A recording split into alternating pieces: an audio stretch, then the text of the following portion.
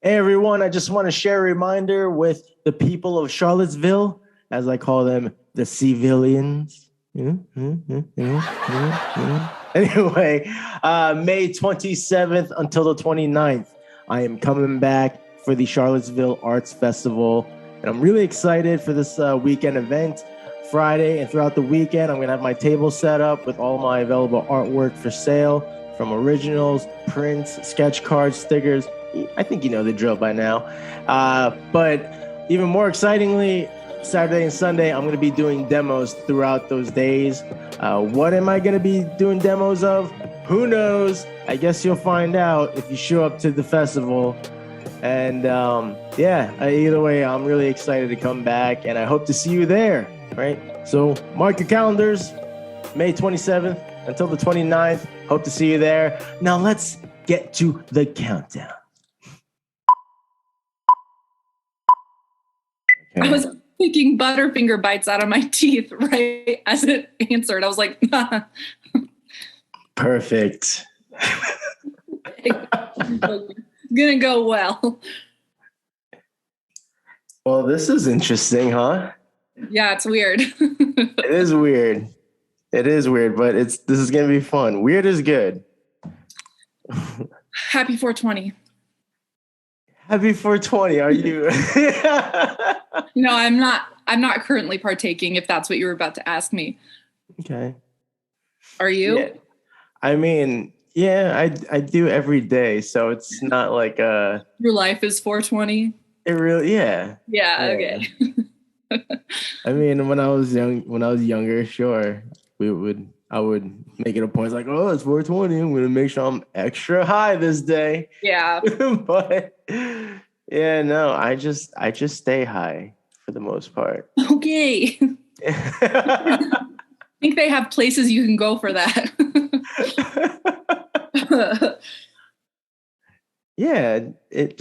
I go to those places in my head. Okay, you know how I told you I have a whole list of questions to ask you? Oh shit. Okay, you weren't playing around. But I also have huge handwriting, to be fair. It's only like 4 or 5 things, so. I mean, I'm just flattered that you still have stuff written down. Thank you so much. Not that I didn't believe you, but I was like, oh, okay. Like, well, you don't know me. I could be a liar. Right. I don't know you. Yeah, I could be just like a weird liar. Oh my. I'm not, or maybe I am. I don't know. Are you? I lied a lot when I was little, if we're gonna be honest. Well, what's a lie? What is like? If you had to fill out one of those things in class that was like, tell us about your family, I would like say that I had like a frog and a turtle and all this stuff that I just did not, like we always had a dog and that was it. And I would like give the frog a name, be like, yeah, I've had this frog forever. I like caught him. Like I lied about that kind of stuff. Wow. And like to this day, some people probably still think I had a frog. Okay. So... this is all perfect for a cold open.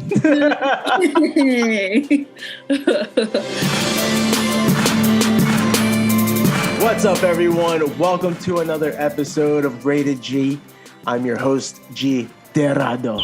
And for those who are tuning in for the first time, welcome to the show. This is a podcast for honest discussions between fellow artists, creators, creative entrepreneurs, and we just simply share honest aspects of the creative journey and pretty much everything else in life. So if you enjoy this content, please be sure to subscribe if you're listening on podcast or watching on YouTube, and ring that notification bell so that way you can keep up with all the new releases. And also be sure to check out the show descriptions where I'll be providing links for all mine and my featured guests' social platforms in case you want to continue to follow us beyond the podcast. And just spread the word. I want to keep building this sort of community and just connect everyone together. But yeah, this is really exciting.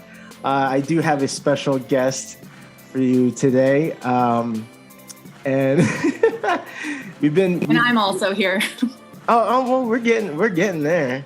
We're getting there because I'm just giving a little context. We're kind of having a little game of cat and mouse, trying to set up like an initial phone call just to kind of like feel each other's vibes, and we just kept missing it. Just a little miscommunication and whatnot. Partially my fault. I think it went both ways. It was fun though. Once I realized what was happening, I was like, "Oh, this is gonna be fun when we actually record."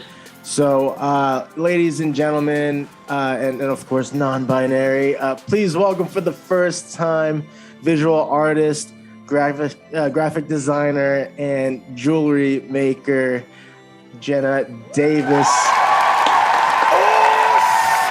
Thank you. Thanks, guys. Thanks. It's me. Okay. Yes, it's you in the flesh.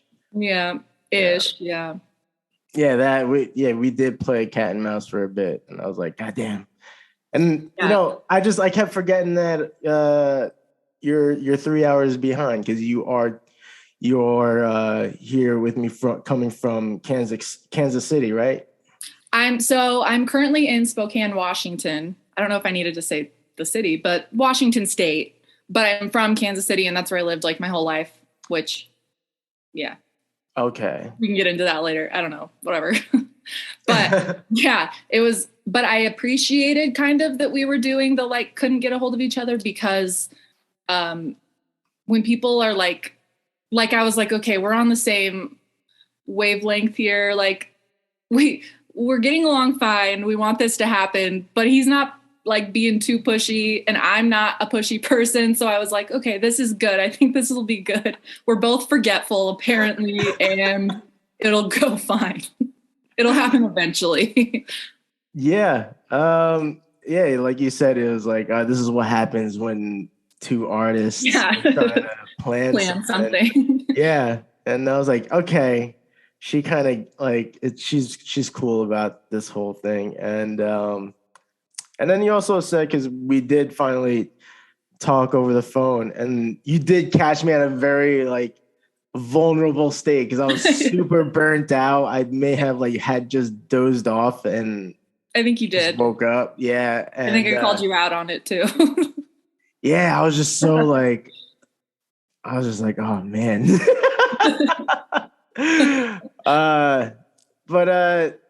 Yeah, and then you said it kind of just felt like old friends talking. Yeah, now we're best friends. It did. It felt like there was a natural chemistry. So I was like, yeah, we were just kind of cracking little jokes, like, back and forth. It was fun. So I'm like, all right, she's cool. Like, I think this is going to be a good time. Yeah, if I can give somebody shit within like 2 minutes of talking to them on the phone, I'm like, this will be fine. Yeah. I think I was already like roasting you and you were like not ready for it, but you laughed. So I was like, okay. Yeah, because I'm honestly, when it comes to meeting new people, even just engaging in conversation beyond your typical Instagram or Facebook, it's it's like taking an extra step. It's weird, right? Because it's like, this is how making friends should be, right? Like, yes. Like if you are going to keep a conversation going on social media, like in the inboxes, like at this point, might as well exchange numbers because that's like the obvious. Like if you're going to text me, like I'm going to see it, whether I respond or not. But there's no denying it, right? It's like, all right. But yeah, it was a fun process because we had been just texting back and forth over time, and really, yeah, we have been just getting to know each other a little bit more. Learning that we're into the same podcast shows. Yeah. Bobby Lee fans. Bobby Lee is a lifestyle choice that we've made. We actually, when you were starting the intro, I was like, oh, maybe he's going to do the Bobby thing of like not letting people talk. So I was like, I don't want to like screw him up by talking. After I had said something already internally, I'm like, oh, I don't want to like make him, I don't know. Like, I was like, oh crap, maybe I messed up his flow. Like, no, not at all. It's happened, and no, that's whatever now. I mean, I wasn't that worried about it, but I did think about it. No, if anything, it just made me think like, oh, did she think I was not going to introduce her? Well, no, because you said I have a very special guest or something, and then I was like, and I'm also here. Yeah. Like a dad joke of like, that's why. And then I was like, oh, okay, that didn't land. Oh man, I think I need to pack another bowl. We'll be right back. Yeah. You know, this will be fun because because you are a fan of podcasts. So I think I imagine you kind of just understand like how I call it the dance, how it goes. Like it's just the back and forth and really just being able to shoot the shit and be honest and not hold back. And that's what when I'm trying to meet new people, I always feel like I'm the one. I'm used to being like the line stepper. Oh, same. So, yeah. So when I come across another person that has like a strong, loud personality like myself, I'm like taken aback a little bit. I'm like, oh, okay, this is another force. Yeah. Another force of energy. Freaks everybody out. Yeah. Well, and that's, I think on our phone call, I told you already about how I have a history of projectile vomiting when I get anxious. So if that tells you about lines being crossed, we already went there. I forgot about that little bit of conversation we had. I don't know why I just brought it up again, but but it happened. I'm sorry. I'll say to add balance to it, like I have projectile vomited multiple times as well. But like from what? Oh, from just being too drunk. Yeah. And I know it's different, but I'm saying, hey, you know what? I've done it too. It's okay. Okay. It's unfortunate, but it happens. Any embarrassing story you have, I can top. So if we're going to go there, if you want to start telling embarrassing stories, I don't know. We don't have to go there. Like maybe that's too soon. Well, before we tell any stories, let me just crack open a can of liquid death to murder my thirst. I almost went and bought a can of liquid death just to have, like, to be like, Liquid Death, please sponsor this podcast. You sponsor every other podcast. I did a fake one, and Instagram keeps telling me, hey, you need a, what do you call it? What's the word? I have to like go on Meta and do all this verifying shit. Wait, what do you mean? Because they think like it's a real sponsor or whatever. So they want you to like add them as a partner or whatever. Yeah, I have to like do this whole thing. Like the Meta thing requires to like, I don't know, proof of something. I'm like, dude, this is not real. Yeah, no. So I've just been ignoring it. You could make like another like sock puppet account, be like Liquid Death 2022, and then tag it and be like, yes, I do. I am promoting them. Yeah, well, I can't use their handle if I'm gonna keep making fake ads. So it's all right. Okay, well, I'll just hashtag them. Yeah, that's fair. Yeah. Yeah. But that's funny. You're gonna. I honestly do like the product. I like seltzer water. So. Is it okay? So it's only bubbly water, or do they have they have regular water? Oh my god! Every time I see my screen, I'm like, my eyes are so pink. Yeah, they have seltzer, plain, flavored, and regular water. Okay. Yeah, I'm like weird, and I love carbonated drinks. I do not like sparkling water. That's what it's called. I don't like sparkling water. But it's almost the same thing. It's just it's got the bubblies. Yeah, but I don't like it. I have my Walmart sponsored Bubba. My Bubba. Thank you. Okay. This has water. I also have a Contigo. There you go. You're fancier than me. That's like a Target thing. I have like a Walmart thing. This one's like it's durable. Yeah. Oh, I've had mine for years and like, clean it once a month. There you go. Product placement at its finest right here on Rated G.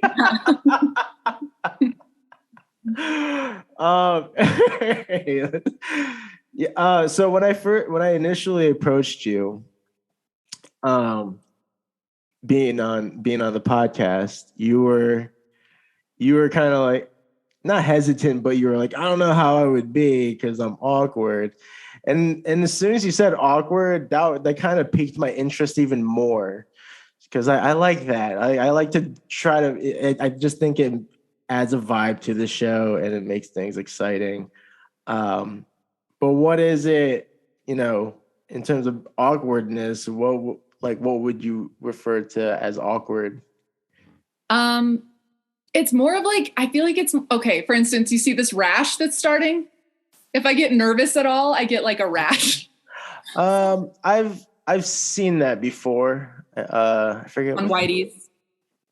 What? On Whitey's. Because I'm real pale, so it's like if I get a rash, everybody's like, "Oh, hi." I'm trying to think.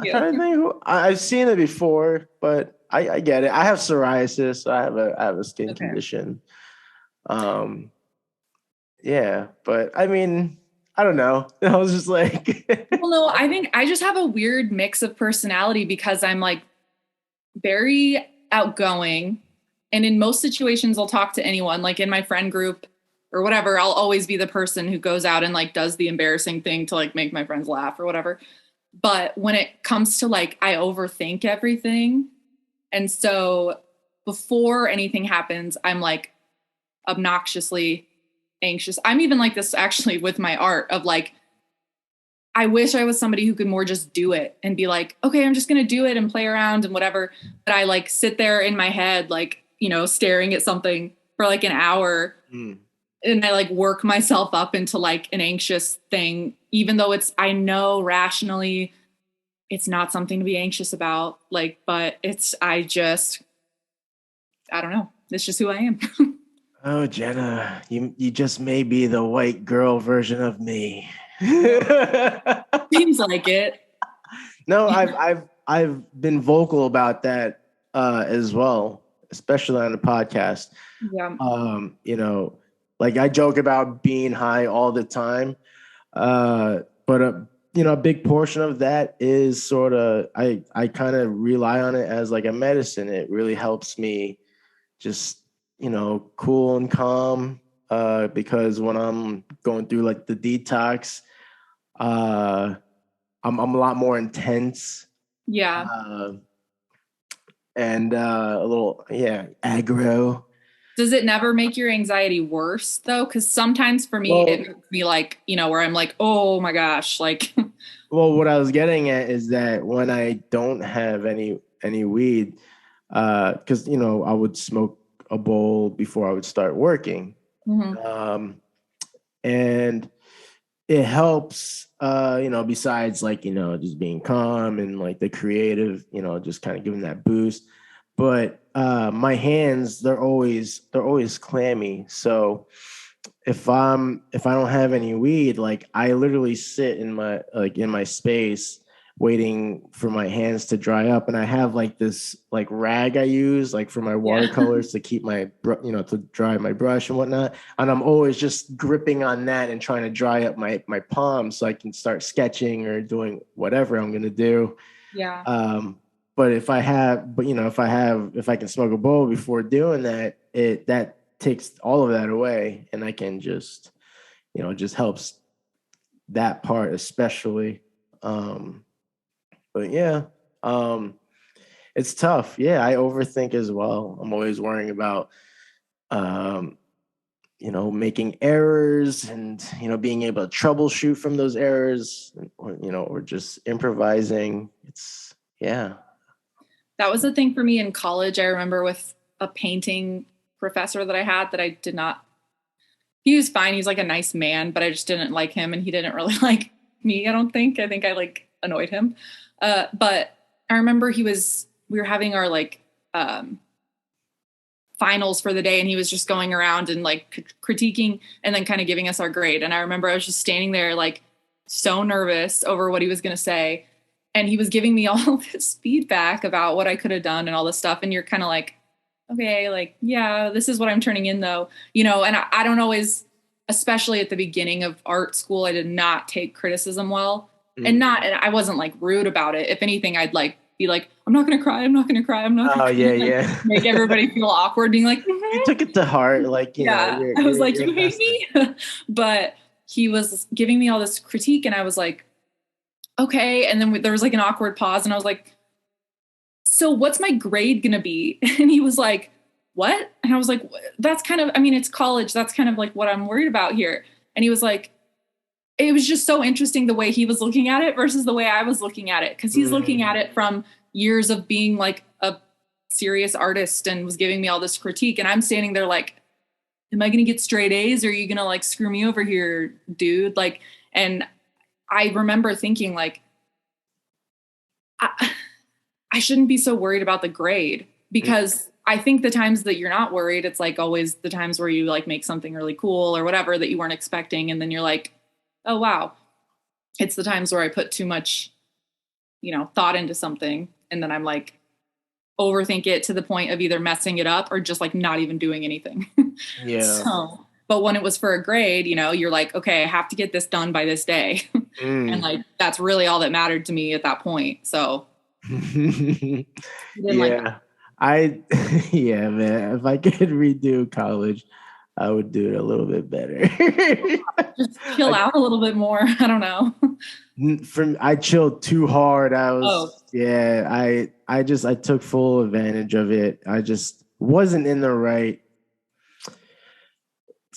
I just wasn't mature enough to be out there. Like I was the only. Like I'm the youngest out of 4, and I was the only one to actually leave the state for school. And I went to the Art Institute of Philadelphia, and I was out there for like 4 years, even though it was a trimester school. Like I could have been done in 3 years, stayed another year. But I did enough just to pass the classes, build, friendships with the teachers just to kind of get by. And I mean, they believed in me and like I had potential. I mean, I do love what I do, but I just was in party mode at that point. Yeah. And, it is what it is. Yeah, I definitely I would say that I cared more about, I wanted to like get a decent grade, but I lived in a house with 9 girls. Whoa. And we were all like very good friends. Like most of them are still some of my best friends. So, that's still a lot. It was a lot. Yeah, it was a lot. It was a 3-story house though. So it was enough room enough breathing room between. Yeah, them. For the most part. And I could lock my door. There were times where they'd be knocking and I would just lock it and pretend to be asleep. And like I would hear people yelling and I was like, nope. But I mean, imagine the doorknob like shaking. But literally there. And when we moved in, the person who had lived there before us had like thrown something at my door. So there was a crack in my door to my room so they could look in at me. Oh my God, that's fucking creepy. It took like a year to get it fixed where I got like a new door, but like they literally would be like, no, I can see you. And I'd be like, God damn it. Like, I hate that. Just like, I'm an extroverted introvert. I'm like, I can go have fun and then I need you guys to leave me alone. Like, yeah. We're you and I are ambiverts. Is that what it's called? Yeah. Okay. Because we have our and when it comes to social conventions, we are, we're the fucking party, yo. Shit, we hook that shit up. But we need our downtime alone as well. We need to reciprocate and just kind of recharge. I definitely need more of that as I get older too. Like, I feel like when I was in high school and stuff, I was like, my parents had to like ask me to stay home with them. And now I'm like, if I'm ever home with my parents, they're like, so you gonna go do anything? I'm like, nope. Let's watch Curb Your Enthusiasm. Like, I need to get I'll just into hang out with you guys. You would love. I think it's the best. No, I'm absolutely sure of it that I would love it because I'm still watching reruns of Seinfeld. Mm-hmm. But I'm just it's gonna happen when it happens. For some reason, I just get sidetracked with something else, and I just never start. Or like there'll be a chance for me to start, like, you know what? Why not start now? But then I just put on reruns of Everybody Loves Raymond instead, or King of Queens. Are you a 50-year-old man? No. I mean, I watched both of those shows, to be fair. Wait, all right, now I need to know because I'm self-conscious. How old do I look? No, well, that's why I was joking, because you're watching shows that like my parents. I would assume we're like the same age. I'm 28. No. Are you younger? No. Okay. Older. 31. No, but I'm flattered. Thank you. Keep going. I like where you're going with this. 34. No. Yeah, one more. 35? Yeah.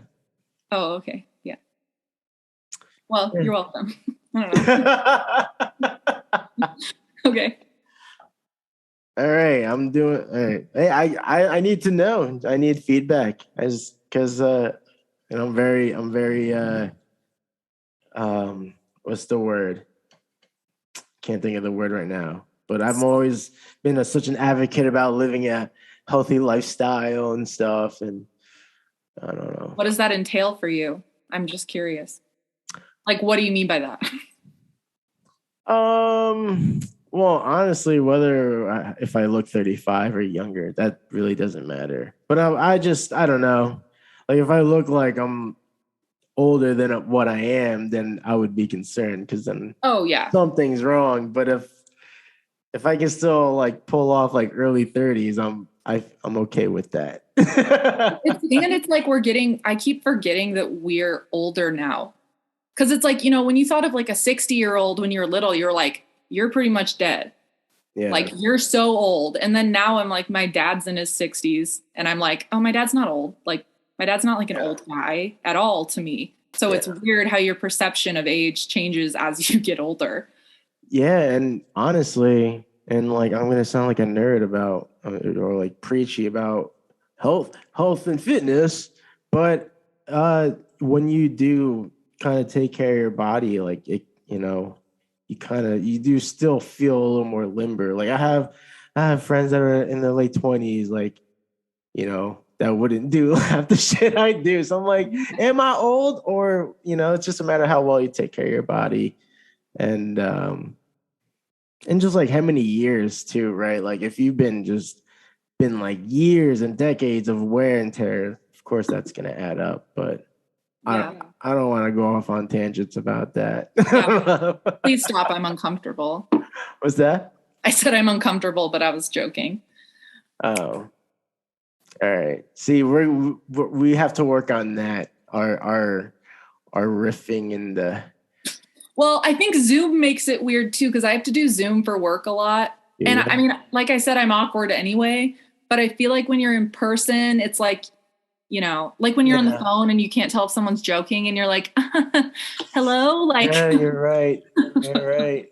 And I try to invite that when I try to schedule these initial conversations, just to kind of make it more organic. Like if you can just see my expressions when I say stupid shit, like you'll know I'm just like being playful and joking around. See, that's the thing about me is everybody, even like my best friends always, I can be so deadpan when I'm joking that I think a lot of people when they first meet me, like think I'm a bitch. Because I'll say your something, facial expression. Yeah, like I'll be dead serious and be like, why'd you do that? And people are like, ugh. And I'm like, oh my God, I was just kidding. Like, but I don't know why. I smile all the time. So that's a good trait. It is, but it doesn't help benefit when I need like a poker face. Do you play poker? No. Okay, well then I wouldn't worry about it. Still, if I need to look tough, it's going to be hard. I can't really look tough. I can look like a bitch, but if I was actually in a situation where I was supposed to be being tough, no. Yeah. This is partially why I work out too. I want to look strong, even though I'm only like 5'6". Well, whatever. 5'6" is like average. I can still protect my wife. Chop down your legs. Oh, so wait, are you on Will Smith's? Are you team Will Smith? No, I mean, no, that shit's whack. I feel so mixed about it. Like, I agree that he shouldn't have done that. Yeah. I don't know. I think my bias, because I just love Will Smith. Yeah, like, well, Fresh yeah, Prince was my show growing up. Like, if it's on to this day, I will watch it. Like, I love it. So, and I like don't really care either way about Chris Rock. Like, he's fine. I don't really like, I don't know. Yeah, so I'm like, oh man, it's crazy. It could have gone so many different ways because, I mean, I understand you want to protect your wife, but I mean, come on, you got to think you're about to put your hand on another individual live on television in front of the whole fucking world. When you're about to get this crazy award later on, yeah, I mean, you feel like your partner was disrespected. But if she, I think she even said she didn't need his protection or anything like that. So I'm like, if that was the case, and like you want to save yourselves from all this drama shit, wouldn't you have like try to pull him back or something? Well, and that's the thing is I saw somebody make a point. No security, nothing. Like there's so many different factors that could have like been put in play that didn't. So well, somebody interviewed his mom after it happened, and she was like, I've like in his entire life never seen him act like that. And somebody was saying that I think it has more to do with him proving himself to her than anything else, because he seems so sad. I don't think he wants an open marriage. I don't think he likes that she just like mocks him all the time. Cause like who would? And so I truly think he's like been broken.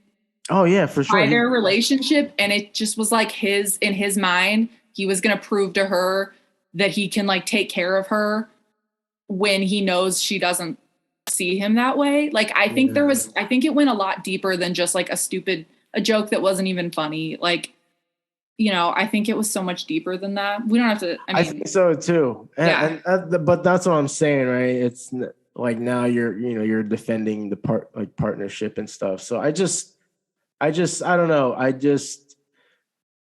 I try to play in different ways. Like I try to even put myself and my wife in that situation because I actually do have like a temper problem.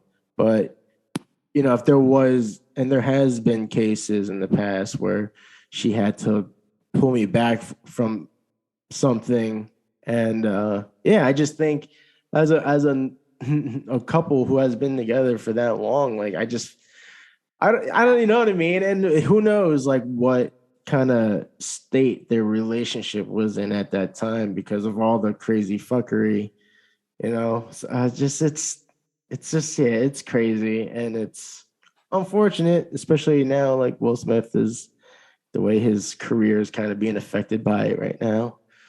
Yeah. The whole thing was just, I don't know. And I also irrationally have never liked her. And I literally don't have a reason for it. Like I don't even know. I've seen her in that show Gotham. I saw a couple episodes of that. I forgot she was in that. Yeah. But like, other than that, I don't even really know what she's been in. I think I have the same birthday as her because, when you look up like which celebrity has my birthday, it's her. And I've always been like, man, that sucks. So do you pull your hair back all the way back on your birthday? So it looks like I'm bald, but I have a giant head. So she can she's hot and could rock it. And I does have the head for it. So I do not have the head for it. I have like my mom had to have a C-section because my head was so big. 420 fact. Yeah, 420. What? I don't know. You can have me back every 420 and I'll be like, here's a fact about me you did not need to know. I mean, there is a fun fact about 420. Nothing about weed, but apparently on 420, that was the day of the first dose of acid taken. How long ago do you know? I forget what year, but it happened on 420. Wow.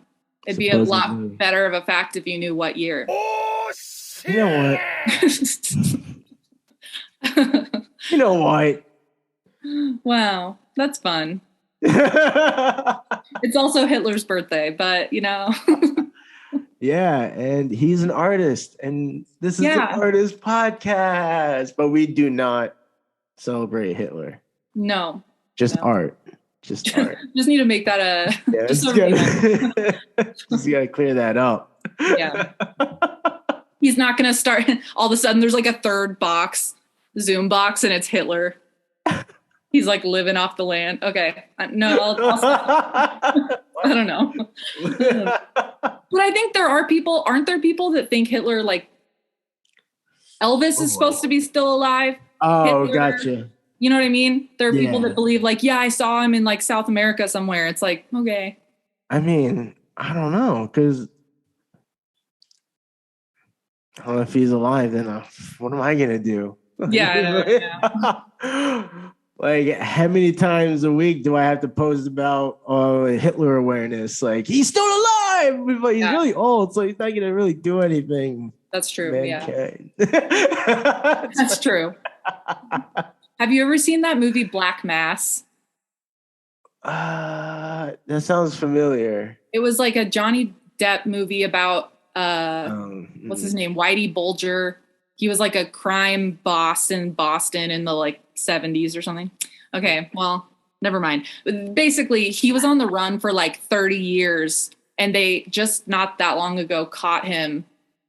Like, and he's like 80 now, and they just now finally caught him for all the stuff all the people he had killed and all the stuff he had done. And it's kind of like, it sounds familiar, but I don't. It just is kind of one of those things where it's like, man, he lived a normal life. He like was fine until he's like so old. And now all of a sudden we're like caught him. I don't know. I just feel weird about it. Cause now he's just a cute old man, even though he did all that stuff. So I'm like, this is weird, but I don't feel that way about Bill Cosby. So I don't know. Yeah, I don't know. Is there anything else controversial you would like for me to bring up? I try to stay very neutral. I try to look at things from both sides the best I can. I do too, actually, believe it or not. Because I'm also hyper reactive. So if there's something I'm compassionate about, I may like kind of go off the rails about it. But yeah, I do like nowadays I've been vocal about certain things and like kind of like jokey, but people are so woke, and I had to hear it. So it's like, all right, I'm just gonna sit back and observe. Okay, well then I have my first controversial question for you. Oh boy. Okay. Is a hot dog a sandwich? Oh shit! Someone posted about. Was it you? Did you post about? I saw something about this. Honestly, maybe. I don't know. I'm not like obsessed with hot dogs. Hot dog a sandwich.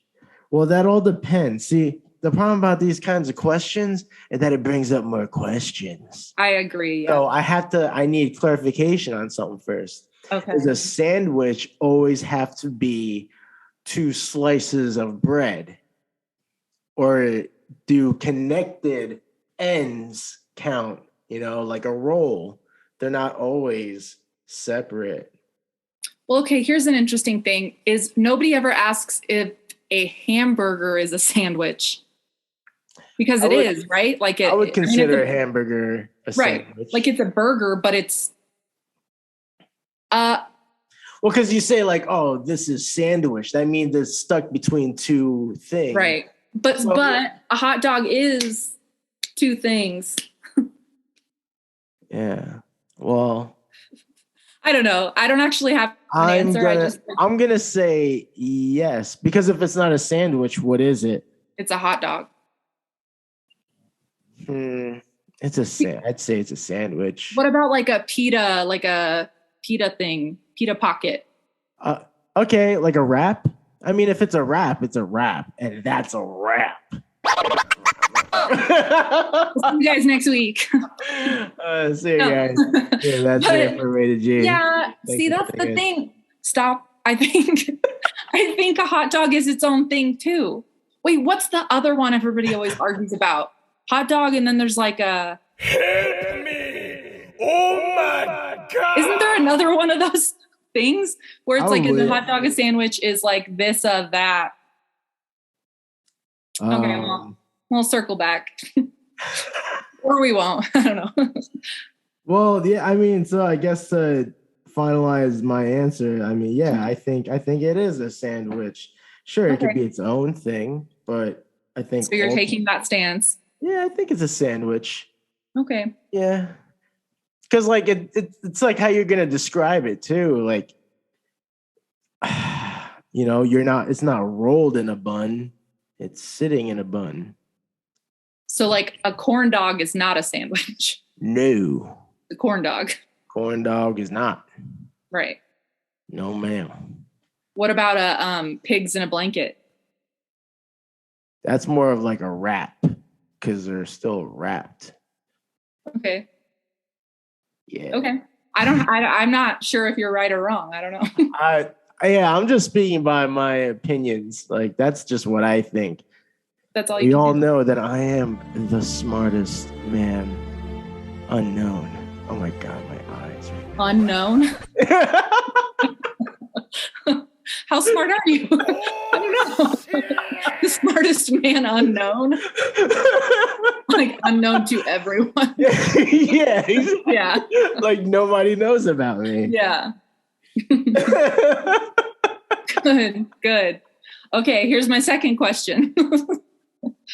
Oh, if you had to share a meal with 4 people, living or dead, who would be your 4 people at the table? Oh, fuck. That's really hard. I know, I'm sorry. You don't actually have to answer it, because part of me is like, okay, who would be the most fun, or who would I get the most out of? Yeah, like, I feel like tough. Those are different people, you know? It's tough. I mean, I can try to answer that, but it's not set in stone. That's fine. I won't hold you to it. Because the confrontation I'm having is like, do I go fun and funny, or like more spiritual and philosophical?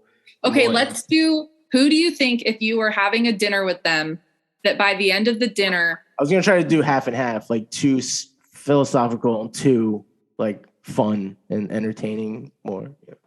No. Okay. Okay. What are the rules? That's not what I was going to say. No. Okay. Yeah. Do that. That's better than what I was going to say. What were you going to say? I was going to say, who do you think that if you like sat them at a table, that like by the end of the dinner, you would have gotten along with them so well that you could like convince them to be your friend? But yours might be better. So I don't care. All right. It's kind of like when people, you know, it's like, who do you think you'd be real friends with in real life if you met them, like celebrity wise, or like not celeb, but you know, that other people know. It's tough. I mean, this is like amongst fucking a plethora of people, but right now, I guess just where my head is at as of late, I'm gonna go with 4, like you originally said.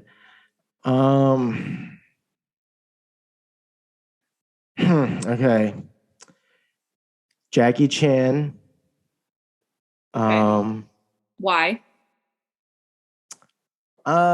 Just because just growing up being a fan of his films before he blew up in the US. Just love his fight choreography, his stunts, of course. It's what he's famous for. He seems really fun too. Like in interviews, he seems very like he's just so authentic. So even if like I don't know. I feel like it's like weird, right? Because I say this a lot, especially nowadays. He's getting older. There's I don't know. It might just be because we're Asian, but there are hints of his character and it's sort of his like mannerisms that remind me of my mom.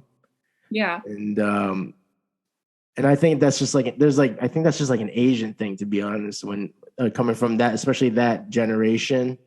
But he's just, super inspiring. I mean, he's just crazy specimen. I mean, doing what he's did over the years, doing it at such an old age as well. Like, he's just an amazing person. And I just would love to talk about his stunts.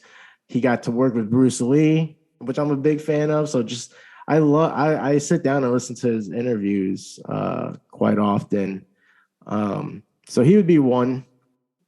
Joe Rogan, I think, just for the sake of just talking shit and talking about whatever. Yeah. I mean, and then honestly, I'm sure. I mean, I always learn shit when I listen to his podcast, whether he's talking to an intellect or another comedian or even another artist, which is like kind of sparked the idea of doing a podcast, but surrounding around art. Right. So him, and then the other two. There better be a woman on this list, or I'll end this call. I'm just kidding. It doesn't have to be, but you'd look cooler if there was. Oh, Jesus! Just kidding. Holy shit! Just kidding. No pressure.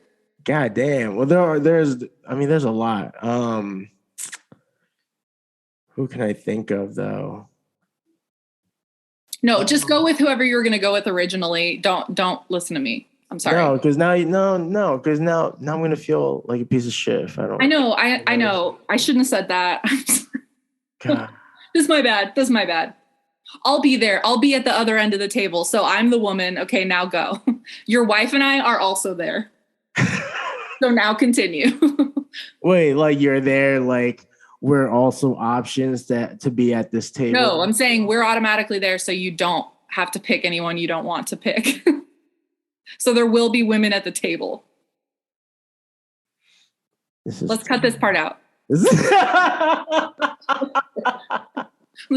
Let's. Okay. You know what? If I'm being honest, there's so many. My mind is automatically taking me to combat athletes. If we're talking females, there's just been so many inspiring fighters, especially as of late. There's just so many to name. If I'm truly being honest, that's where my mind naturally went. If going the female, picking a female name, just because like if we're in terms of entertainment or anything, it's like it's tough. You know what? Oh no! See, if I say her name, I feel like I'm being super fucking cheesy and ass kissing. Why? No, do it. I was gonna say right now, Sarah Hyland Rosenstein. She's such a super cool chick.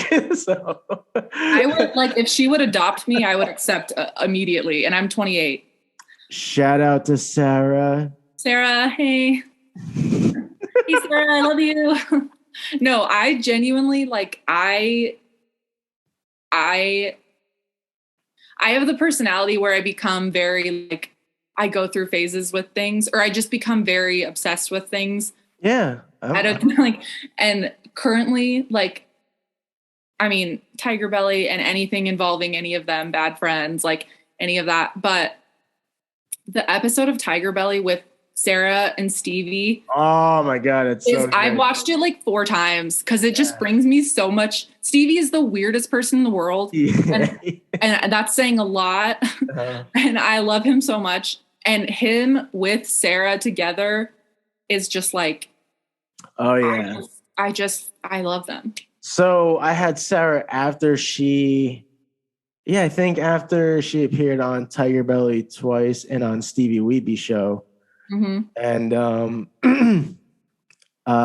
it was really, I was I was really anxious too, because I'm like, just being a dork and being such a fan of Tiger Belly and Bobby Lee, Kalila, Stevie Weaving. I'm like, this is kind of cool. This is like that 6 degrees of Kevin Separation. Kevin or yeah. Yeah, I'm like, I said it before. I'm like, I'm talking to Bobby Lee's ex-girlfriend. I know.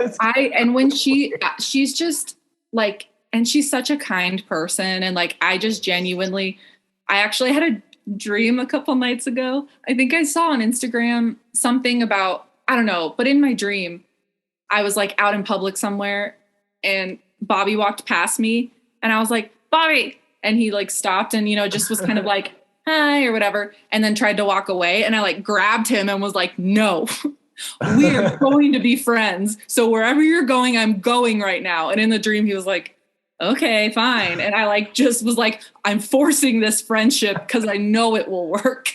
And then I woke up and was like, shit, yeah, Bobby doesn't know who I am. But they're like him too. There's certain facial expressions he makes, and it reminds me of my sister. It's hilarious. Yeah, they're all of them are just. Yeah, but there's a lot of them I would like to sit down too. So just trying to bring it down to 4 people is really tough. I didn't even name a 4th. And okay, name it. Name. Fuck. And Gandhi. No. What? I don't know. Panicking. Shit. I don't know. It's okay. You know what? Fuck it. Mark Normand. I'll sit down. Okay, so that's a comedian, right? Yeah. I don't know a lot of. I know nothing. I just know the name. He's quite funny. I like him. He's got like this radio show host type of voice, but I don't know. I like it. It's a lot of observational humor, a lot of zingers and stuff, but I don't know. He's got an interesting way of doing his deliveries and stuff. Fun guy though. Well, so speaking of interesting, do you like Rick Glassman? I do. And, okay, I really like him too, and I know he's like polarizing, but I've like grown to really appreciate him a lot. Yeah, I take a lot of inspiration from his podcast. I've talked about it a couple of times, and I think because of my background in school, I like editing stuff. I like making fun videos and whatnot. Doing cuts and throwing in music and all that. Yeah. So, and seeing his podcast with all the animations, like I went to school for animation.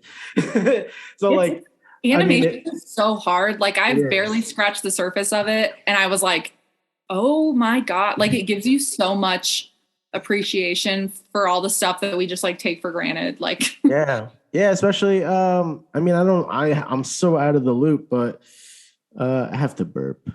That's okay. Excuse me. Wow, you just did that right into the microphone. Yep. I'm the only one using it. Like, never mind. It's gonna be like a true gentleman. Thank you.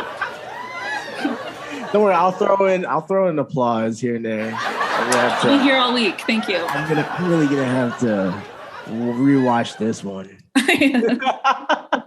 No, but you're gonna rewatch it and be like, maybe you shouldn't post this. No, but going back to Rick Glassman, like I love that. I love that he has, he makes the visuals real fun, and I've been doing a lot of that type of editing. I mean, not as fancy, of course. I'm talking low as budget, but in terms of cuts and throwing sound effects and whatnot, I've been doing that more with the podcast when it's just me, because I'm just I figured, look, if it's just an hour of me going on rants and telling people shit about my life, like I don't know, maybe I can make it just a little bit funnier with a fun cut or weird pan over, But anyway, yes, I do like Rick Glassman. A lot of them, I find myself saying, man, I would love to like just sit in the room with them and just talk. I've said the same thing about Jeremiah Watkins. Yeah, he's from Kansas City, so in my head, I'm like, we have to know each other somehow. Yeah, I mean, he just seen him being like such a great friend. He seems like such a genuinely nice person, almost to the point where it makes me uncomfortable because I'm like, because the rest of them like give each other so much shit, and you can just tell that's so not his vibe. That I'm like, oh, like nobody be mean to Jeremiah. Like it makes, like, I don't know. Well, you know, we were talking about in texting, we were naming some of the podcasts that we listen to, and obviously Tiger Belly. Do you listen to or watch Stevie Weebies? Oh yeah. Okay. So all right. So we've covered the Asians. Is my favorite. We've covered the Asian group of the podcasters / comics. I've been really into Asians lately. Oh man. No. Yeah. Well, what other podcasts do you listen to outside of those? Well, so I've told you about the H3 podcast. It's literally on the TV behind the laptop right now. So yeah, and it's weird because I always forget how I find these people, but I think I found, like, I had seen Bobby Lee and I had seen him and I was like, once I saw him on H3, I was like, oh, I know that guy. Like I've seen him, but I think I found him through H3, like found Tiger Belly, and they get along really well. And they were on Tiger Belly and vice versa, whatever. Mm-hmm. And then, I watch H3 all the time, like all the time. I'm a family. He's going to get that if they don't watch H3, but it's fine. But soldiers, okay. And I just watch all of theirs. Like I watched this past weekend. Here's my thing is I'll watch them if I like who's on it more. Oh yeah, I'm the same way. Tiger Belly, I will watch every single one no matter what, pretty much. And with Stevie, if I like who's on it or if I like kind of know who's on it, I'll watch it. Yeah. Like I've seen his episode with Theo like 50 times just because it's so funny and they're such a weird combo. Yeah, I don't watch all of his episodes. No. Yeah, I'm selective about which ones depending on the appearance. I'm the same way with like hey, I don't want to sound Two Bears, One Cave. Yeah, I don't want to sound like a hater, but I am not. I'm really not much of a Bert fan. I'm not gonna like discredit his as a person or as a stand-up or both? I guess as a person, I know he's funny, but I mean, if I had to like compare, I do like Tom more. I like his material more, the way he does his material.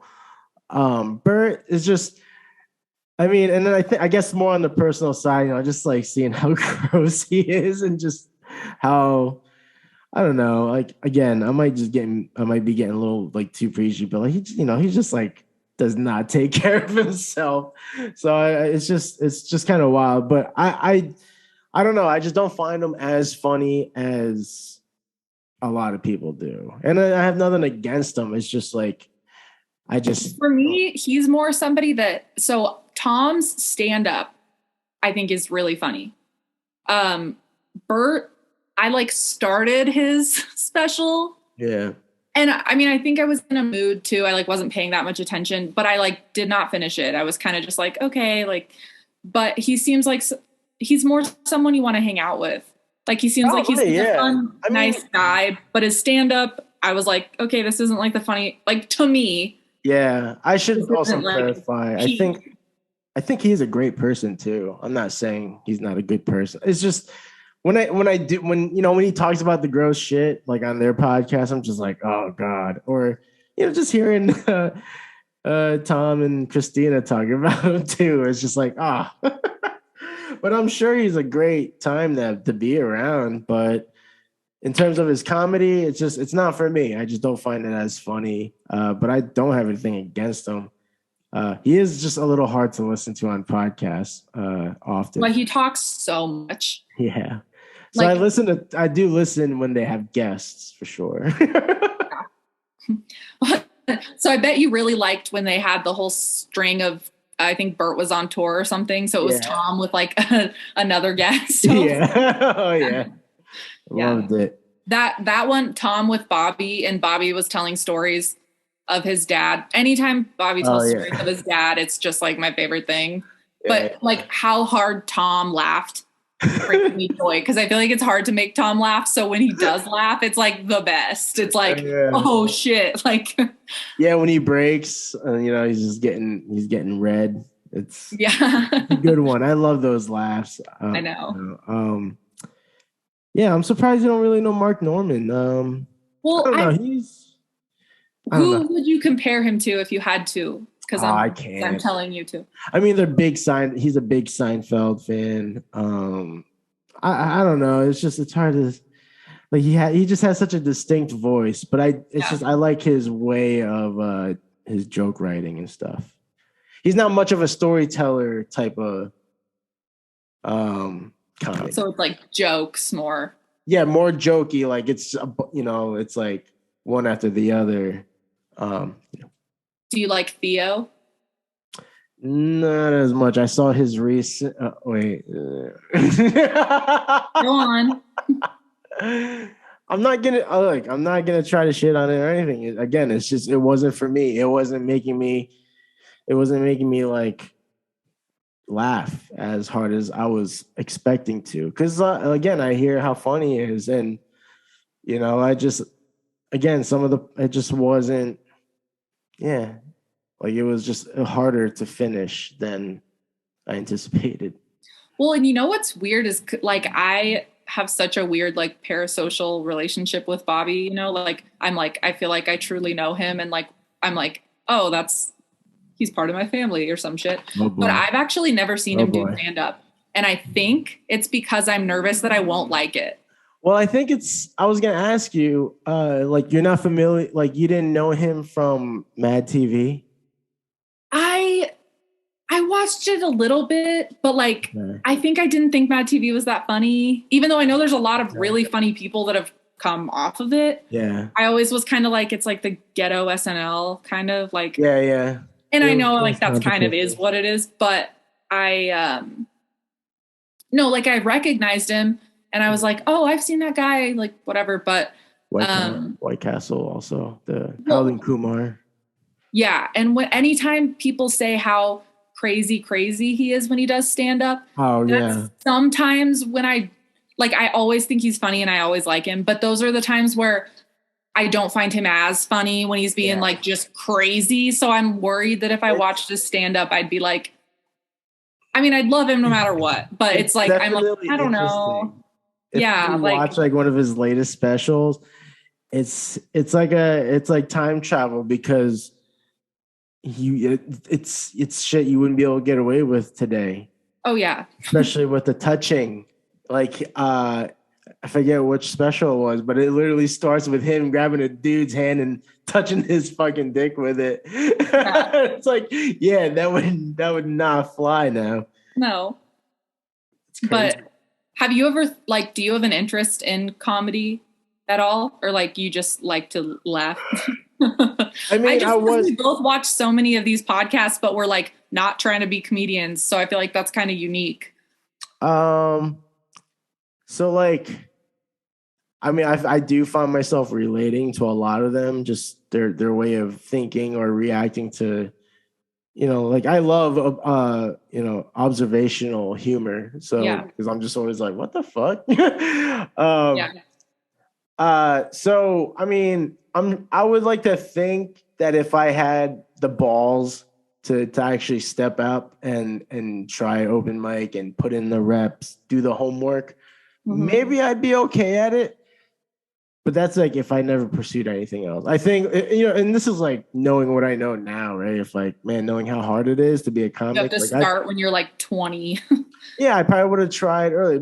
But I've always been like my closest friends, family know how much like of a clown I am. Like I was the class clown, and elementary school, high school, even college. I've been kicked out a couple times. Mm-hmm. Like, yeah. So, I mean, maybe there was material there that could be used for the stage, but I just don't know if I have it. If I would have, even now, like, man, that, you know, I hear like 10 years is when you start kind of getting conditioned to. Yeah, I'd for sure give up before then. Yeah, exactly. So I'm like, and I'm 35 now. So Yeah. it's like, man, like but that's like if I'm going in trying to actually make that a success, right? Right. If I did it as a hobby, as a way to really just unload and kind of just as a therapeutic thing, maybe that could help. But I don't know. I'm kind of like, I'm like overthinking about I know. I actually I come from my mom's one of 8 and I'm really close with most of my cousins. Like we're pretty much siblings and we're all creative in different ways. But one of my cousins just recently moved to Boston and he's always been really into music. And he kind of had a band and he has really good music, but he started working at, I don't know what it is, but an improv, like a comedy place in Boston. And he's like legit, like trying. And I'm like, you're like props to you because I just do not have what it takes to like put myself out there like that.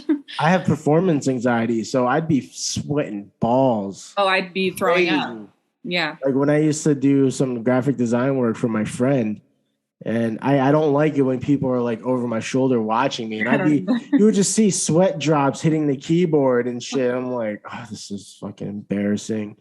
But yeah, I wouldn't be able to do it. I really wouldn't be able to do it. It'd be tough. And honestly, sometimes I do wonder. I'm like, yeah, I wonder if I did. Like if I got comfortable, like if I would keep it going. Because I started watching Kill Tony a lot. And you see a lot of people bomb. You see a lot of upcoming stars like kind of being born from that. You ever watch or listen? I was just gonna nod like I knew what you were talking about, but I do not. Like I've heard. Do you know the premise of it? Do you know the premise? No. Okay, this is actually really cool, right? So, do you know Tony Hinchcliffe, the comedian? I mean, yeah, I know who. Okay, yes. So they do a live podcast. Go on. You're like, it hit me in my head that I had heard of this, but I still haven't seen it. So you go. Oh. You do that, okay? Yeah, so they record their podcast live. They got a live band in there. They also bring on guests like fellow comedians, and they'll have like a bucket of names from the crowd. They pull out names, and the person that gets called up does a minute of material. So and after they do the minute, they do an interview just to get to know them. And Tony Hinchcliffe, just being well known for roasting people, he would, also kind of like crack jokes and roast on them if there's something he can work with. So just like the whole interaction is really funny. But the beauty of it is like you do truly get to witness stand-up comedy as an art form because you get to see, if you keep up with the show, like you see people coming back and, offers to do shows at other venues. It's like, it's cool. You get to see these people grow as comics if they get called back up. And I don't know. It's a really cool podcast, in my opinion. It's in front of a live crowd and all that. It's real fun.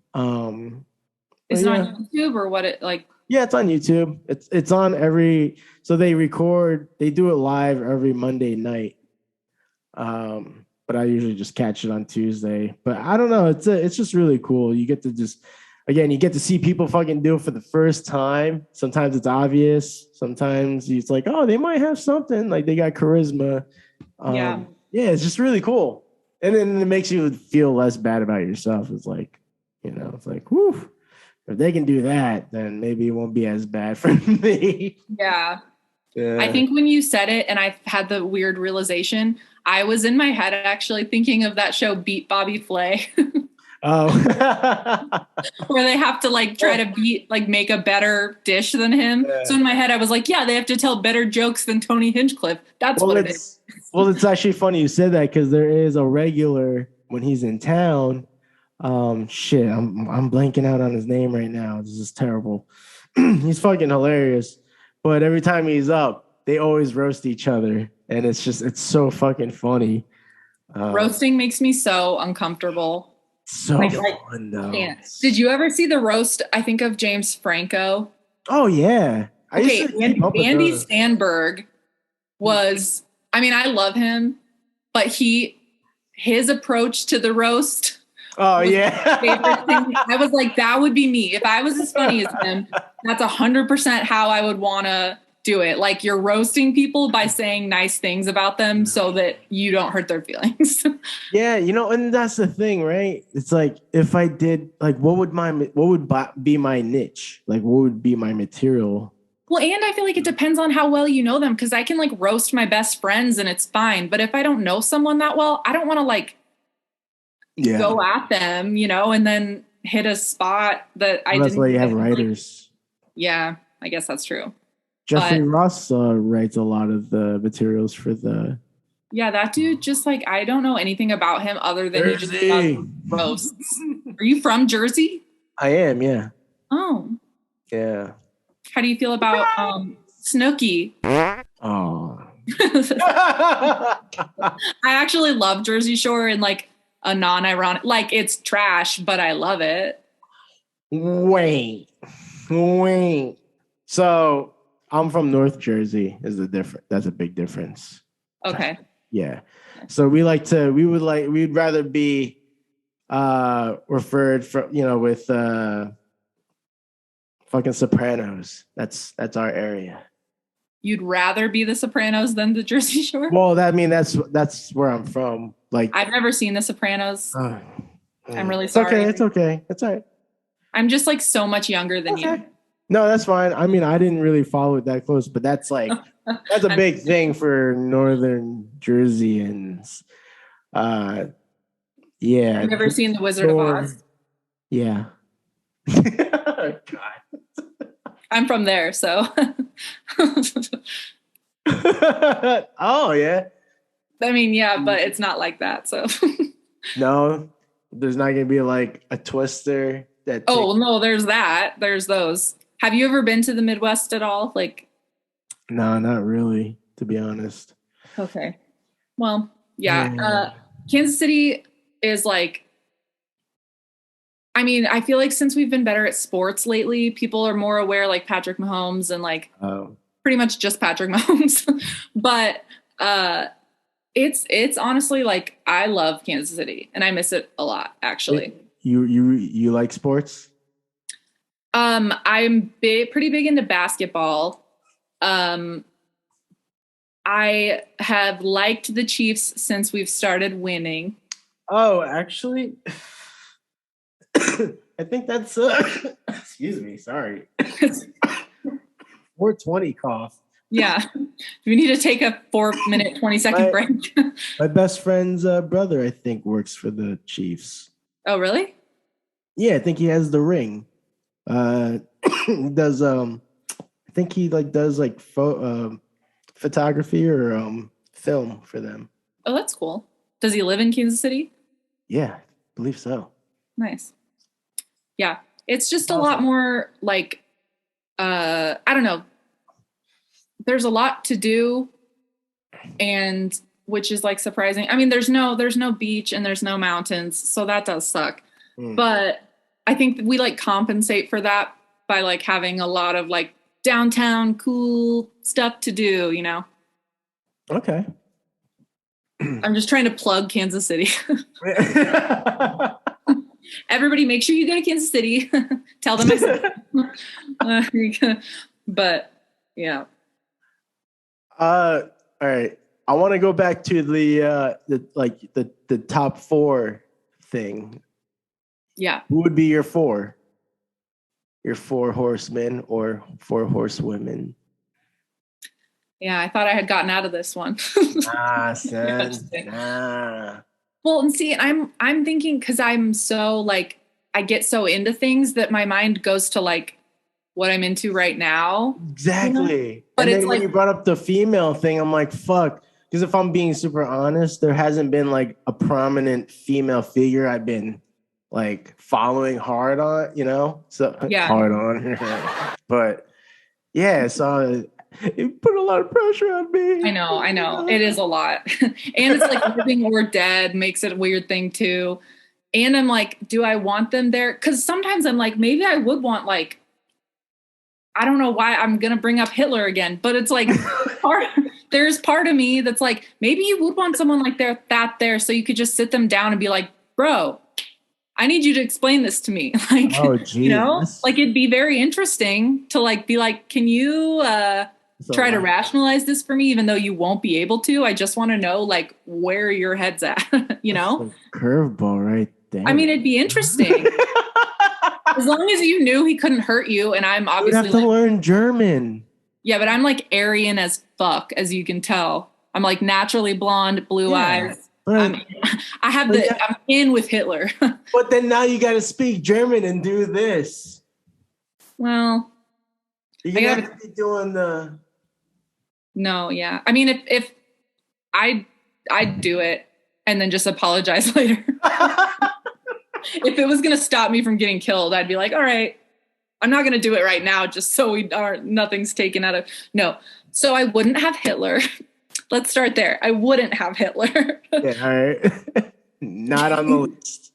In case I've worried anyone. I've gotten red again because I'm talking about Hitler.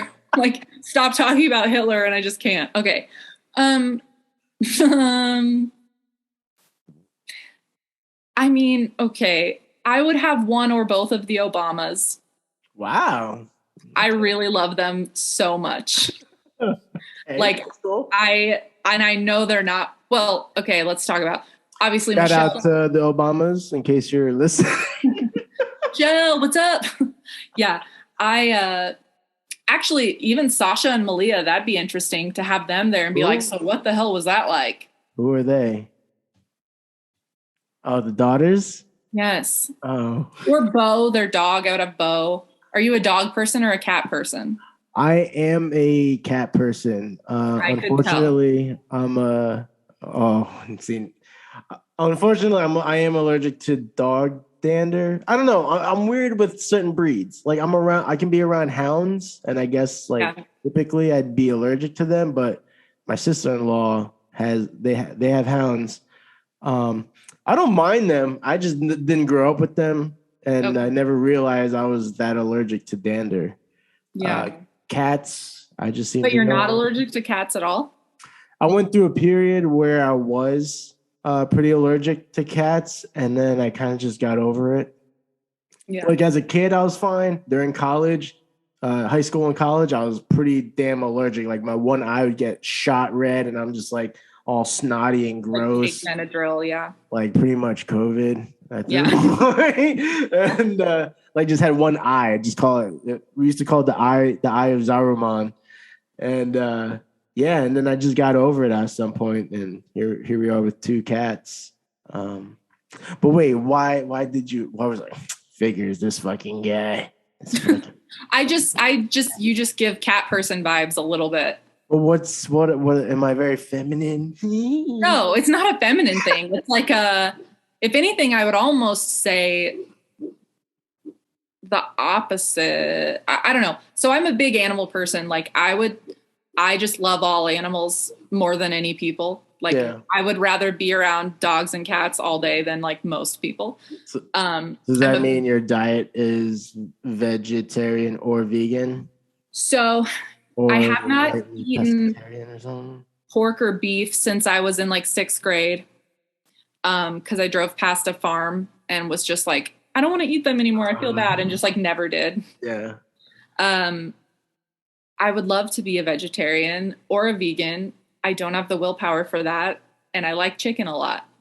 However, I feel like that could change one day. Like I think I could go vegetarian pretty easily, especially now that there's like options. But I grew up with dogs. Like we always had at least one big, like yellow lab, 100-pound dog. And then normally like 2, and we always adopted them and stuff. But, why did I bring up dogs versus cats? Because I said the Obama's dog. Yeah. Oh, Bo was the Obama's dog. And that's why I was like, I could have Bo at my dinner. Does he count as one of my 4 people? So one of the Obamas we'll do one, and then maybe like Michelle's there and we FaceTime Barack. So he doesn't count. Okay. Thank you. 2,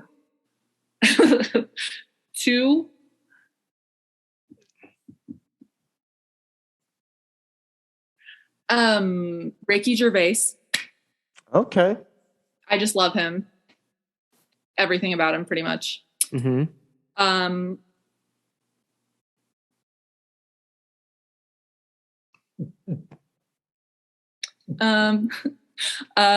Number 3. Yeah, I'm okay. You said who are your 4? Let's remind the folks at home. Oh shit! Seriously? Wow! What a way to buy yourself some time. No, that's literally what I'm doing now. That's literally what I'm doing. You said Jackie Chan. Joe Rogan. Mark Norman. Who was your 4th? Did you have a 4th? Did I say? Oh, and Sarah. Sarah, yes. Yeah. Okay. Yep. I said so far Michelle and or Barack. Ricky Gervais. This is gonna be a weird group of people. You're number 3 now. Yeah. I might put Bobby. Okay. I might have to throw a Bobby in there. Okay, fair enough. And then I would have him FaceTime Kalila because I'd be like, I'm a straight woman, but I would die for you. And I would tell her that. And how then come my peoples can't FaceTime? Yeah, they can if you want them to. Do they have spouses that you like? Joe Rogan? I'm sure Joe Rogan would be able to FaceTime somebody cool. Yeah, that's fine, but not his wife. You don't care about his wife. Oh, it has to be a direct connection. It can't be like a fellow comedian or mixed martial artist or. Okay, yeah. If it's someone who's in their phone, you can add them to your list. David Cho. I love him. We should try to make it our goal to hang out with. I'm gonna claim it now. He's really intense, and I'm gonna admit I'm a newly fan of his. Fan? Only because I discovered him on Joe Rogan's a few years ago. You have Hulu. I watched the show. Yeah, it's I watched the show. So good. It's amazing. It's intense. I'm just saying he's an intense guy, and I feel like I've had a dream with him in it before, and he was super intimidating. Because I kind of looked at him, again, I think it's just the Asian thing. I kind of looked at him as an older relative. So there was a lot of that formal respect. And he is intense. When he's with Bobby and whatever, it's very I'm stop yelling at Bobby. That episode with him and then Steven Yeun came in later. I've watched that I've cried. I cry in that episode every time. Oh, that was an amazing episode. It's so intense, and it was a good thing that Steven Yeun came in because that kind of it gave the balance. Tightened it up a little bit. Dave was intense. He's he will not back off. Yeah. And Bobby kind of won't back off, but in a softer way. So it was just 2 people just not backing off. Yeah, I tried hitting up Gilbert because he's Filipino. And I love Gilbert. Wait, but you saying Steven Yeun just made me think of, I think my 4th person would be Conan O'Brien.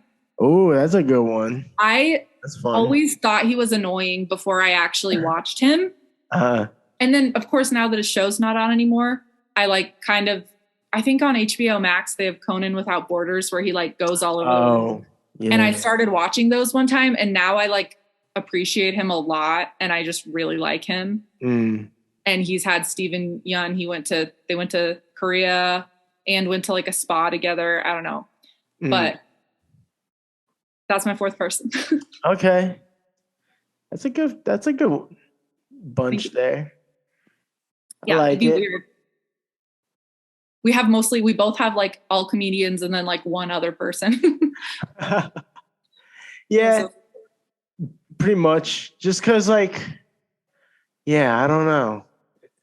Like, I don't want to like dissect each person, but I mean, they're all, for the most part, all evenly balanced with, you know, self-awareness and not taking things seriously. yeah. And then some. I mean, I'm a fan of martial arts, so that's why I went with Jackie Chan and even Joe Rogan. I'm a fan of UFC, and I do enjoy his commentary on it. But then I am also a comedy fan, and yeah, I don't know. It's just, I mean, and I mean, they're all artists too, so it's like, it's it's all like creative people for the most part. What school did you go to when you went to college? KU, University of Kansas. Okay. Jayhawks. Yeah. Ah! Yes, exactly. Ah! We all do that all the time. Thank you so much. Wait, for real? Do you? No. Oh. No, because that's embarrassing. Just kidding. I regret going there now. I regret my whole 4 years at school. No. Yeah, that's where I went. Don't do it again. Don't do it again. Don't you do it. Have you been to Maui? No, but we went to New Zealand for our honeymoon, and it was amazing. What does that have to do with Maui? The character Maui? No, your shirt. Like Maui, the city, or the, like, I don't know. What is it? The state? Yeah. Like the Then island. you said I've been to New Zealand. Like, okay, I didn't ask. Island Maui. I've never been to Hawaii, so I haven't either. No, I have not been to Maui, but we've been to New Zealand, which is a lot better. I'm super biased.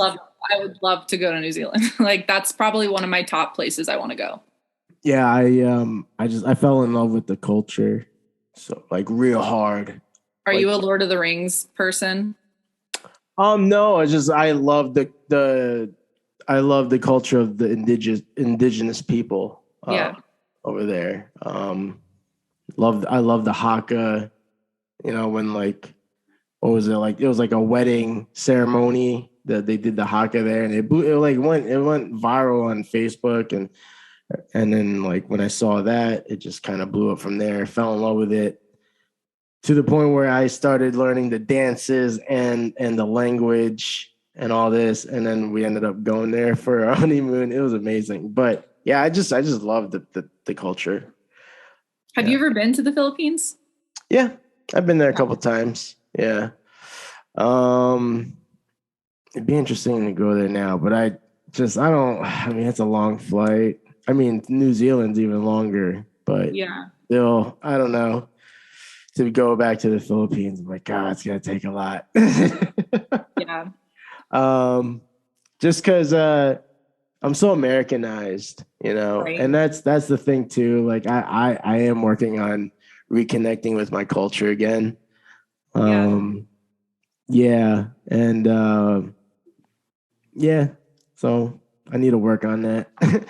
But it's cool that I feel like I just like so don't have a culture. Like, I mean, I like, if I was gonna say I had one, it would literally just be that like I went to Catholic school growing up. Yeah.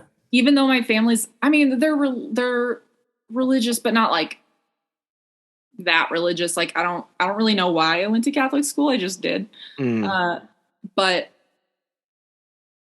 and then now I definitely don't consider myself Catholic. I don't really know. I'm not like anti-Catholic. I just don't.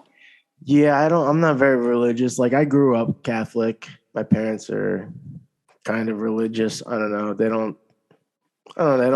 I don't think they take it as serious as they Yeah, used like you don't to. talk about it all the time and stuff.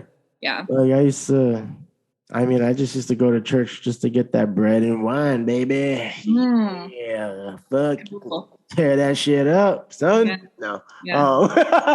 That's But I how would always COVID fall started, asleep. actually.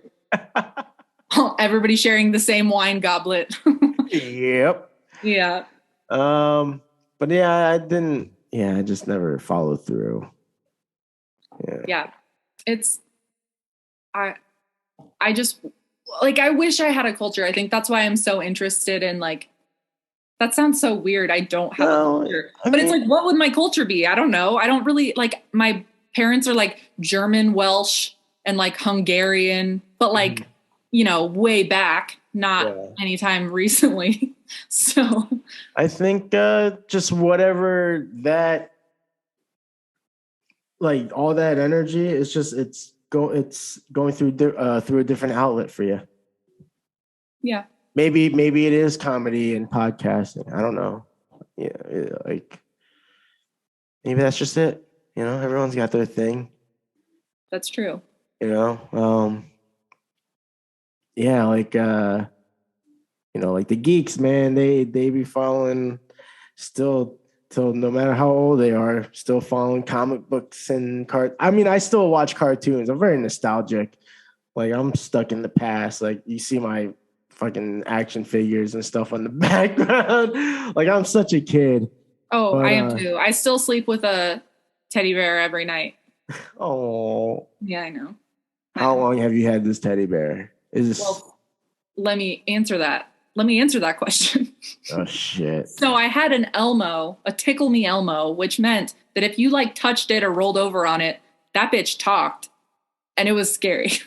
And I had him until I was like in my 20s. And then Chip, my dog, my parents, whatever dog we have now, destroyed him and my blankie that I had had my whole life. So he ruins everything. I love him a lot, but he ruins everything. And so then I had told my friends about it. And my friend Libby, who's like one of my best friends, for a birthday just a couple of years ago, bought me a bear because she was like, I know you lost your Elmo. So I don't think she knew that I would take it seriously, but like I sleep with it every single night. Because I think that's like comfortable for me. I like to have something like I sleep kind of in the fetal Like position. the hug. Yeah. So it's like I have to have, even if it's a pillow or whatever, I have to have like something. So yeah. So you like to be a big spoon. Yeah, I don't want anyone touching me. And no animate objects. No. Okay. I'll let a dog just about kill me though. Like I would let a dog suffocate me before I would move if it was comfortable. I'd be like, you know what? That's fine. I'll just die here. You look cute, so I'll just die. Oh my. Okay, hold on. Stop. Question. I know this is your podcast, but okay. Oh. Okay, I don't know why I wrote this down. I thought this was really insightful of me. Would you be more likely to lead a cult or be a member of a cult? And why? Shit. I'm really into cults. I think they're very interesting. I mean, neither. I can't see you like leading a cult because you're not like a terrible person. Neither. So, I'd be neither, to be honest, because well, me too. But I'm not a great leader. And I'm too rebellious to follow in line for so long. So like, even if you agreed with what someone was saying, would you just get pissed off and decide to go the opposite way eventually? probably, like, eventually, I mean, because there's errors in everything. So I'm sure there would be something eventually that I wouldn't agree with. I would even strongly disagree with, and I'd be like, hey, you know what, fuck this shit, and then be done with it. Yeah. I mean, and this is like assuming all my traits are the same, right? My way of thinking too. Like if I was me, but just cultish, like trying to follow a cult, I would be like, all right, I'm kind of over this shit. Like, you know, blah, blah, blah, it's fucking up anyway or whatever. Yeah. I don't want to lead this shit. That's too much stress. Like, no thanks. That's how I feel would end up. That's the thing is like, since I went to Catholic school, I got kicked out of class a couple times for disagreeing. And I mean, most of my teachers were like awesome and I still keep in contact with some of them, but You didn't get the ruler?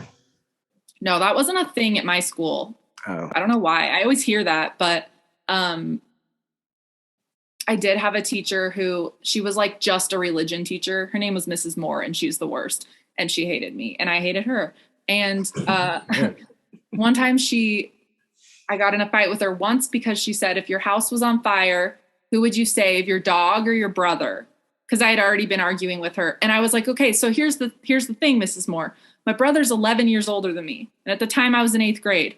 I was like, so if somebody's going to need help out of a fire, first of all, it's either me or my dog. It's not my brother who's like strong and older than me. And like, I was like, so probably my dog, but I'm not saying, and so we got into this weird argument and she kicked me out of class and made me sit in the hallway. And then we went in a fight on like gay rights issues and she made me sit in the hallway that time too. Oh boy. So shout out to Mrs. Moore. Programming.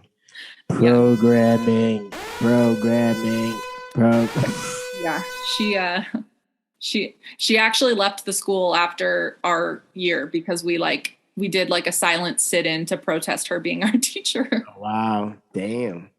Yeah. That's yeah. I don't know where that side of me went because I would never do something like that now, I don't think. But yeah. Hey. That's pretty crazy. Thank you. I thought so. Okay, what's your favorite movie? Oh shit! What the fuck? Damn. I know. See, I have one, so I always assume everybody just has something they've picked as their favorite. You know? Fuck. That's tough. That's really tough. Do you have a favorite anything that's off the top of your head? I mean, like, I have a lot of top movies. Yeah. Without a doubt. But I wouldn't say it's like the favorite. What's yours, if you already have one in mind? The Phantom of the Opera. Oh. Which version? The 2004 version with Gerard Butler and Emmy Rossum. Okay. Were you just mouthing the names as I said it? No. What was that? I was like, you want to mouth what I'm going to say and then we'll just use just mumbling along. Oh, it looked like you said Emmy Rossum and I was like, okay, he's like finishing that for me. Like, sorry.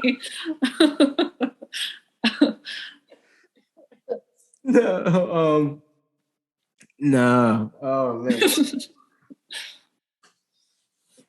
All right, so favorite movie or top few.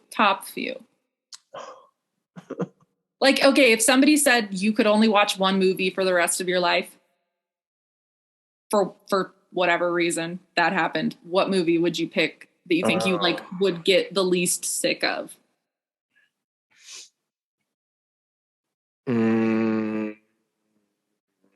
Honestly, probably I would say probably Police Story 2, Jackie Chan movie. Okay. Never heard of that. It's one of his like early films, pretty much when he was like at his prime with the stunts and the choreography. It's like the more impressive stuff that he's done. But just because like he, you know, there's humor in his film too. Yeah, I think just because it's such a wholehearted film, plus it's got the action, stunts, fights. I mean, yeah, I don't know, kind of checks all the boxes in terms of being able to replay that on a loop.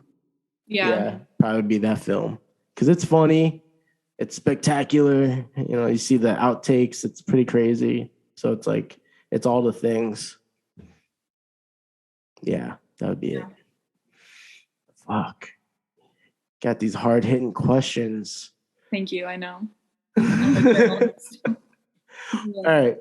Got to get into your art. Okay. Do we have time for that? Yes. Are you cool with that? Okay. I don't want to take up too much of your time.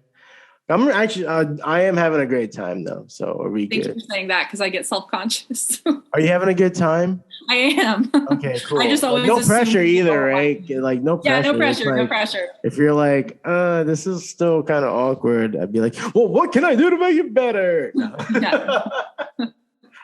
no, I am generally having fun, and like I said, I had a good feeling even from the get go, and when that happens, I'm like, damn, like just to imagine being able to do this in person, because there was a point where I had people with me, and being able to be in that being in the same room, Yeah. in the same environment, the energy, you're vibing together, like all that really does matter to me. I love that. So when I can sense the good times, the good vibes virtually, it's like, damn, okay, like that'd be cool. One day we have like an actual sit down. If the Yeah. podcast goes big and I could take it on the road one day, maybe. I never say never. Yeah. Even I just said it twice. Justin Bieber. Oh God. You're just like Justin Bieber. That's so weird. Oh. He also never says never. Well, ladies and gentlemen, thank you for tuning in. Bye. No, I'm kidding. No. Oh, all right. So back to your art, right? Because you do digital art, which is I enjoyed seeing that. But you do more of the jewelry making, right? So is that just what you enjoy creating momentarily, or is this?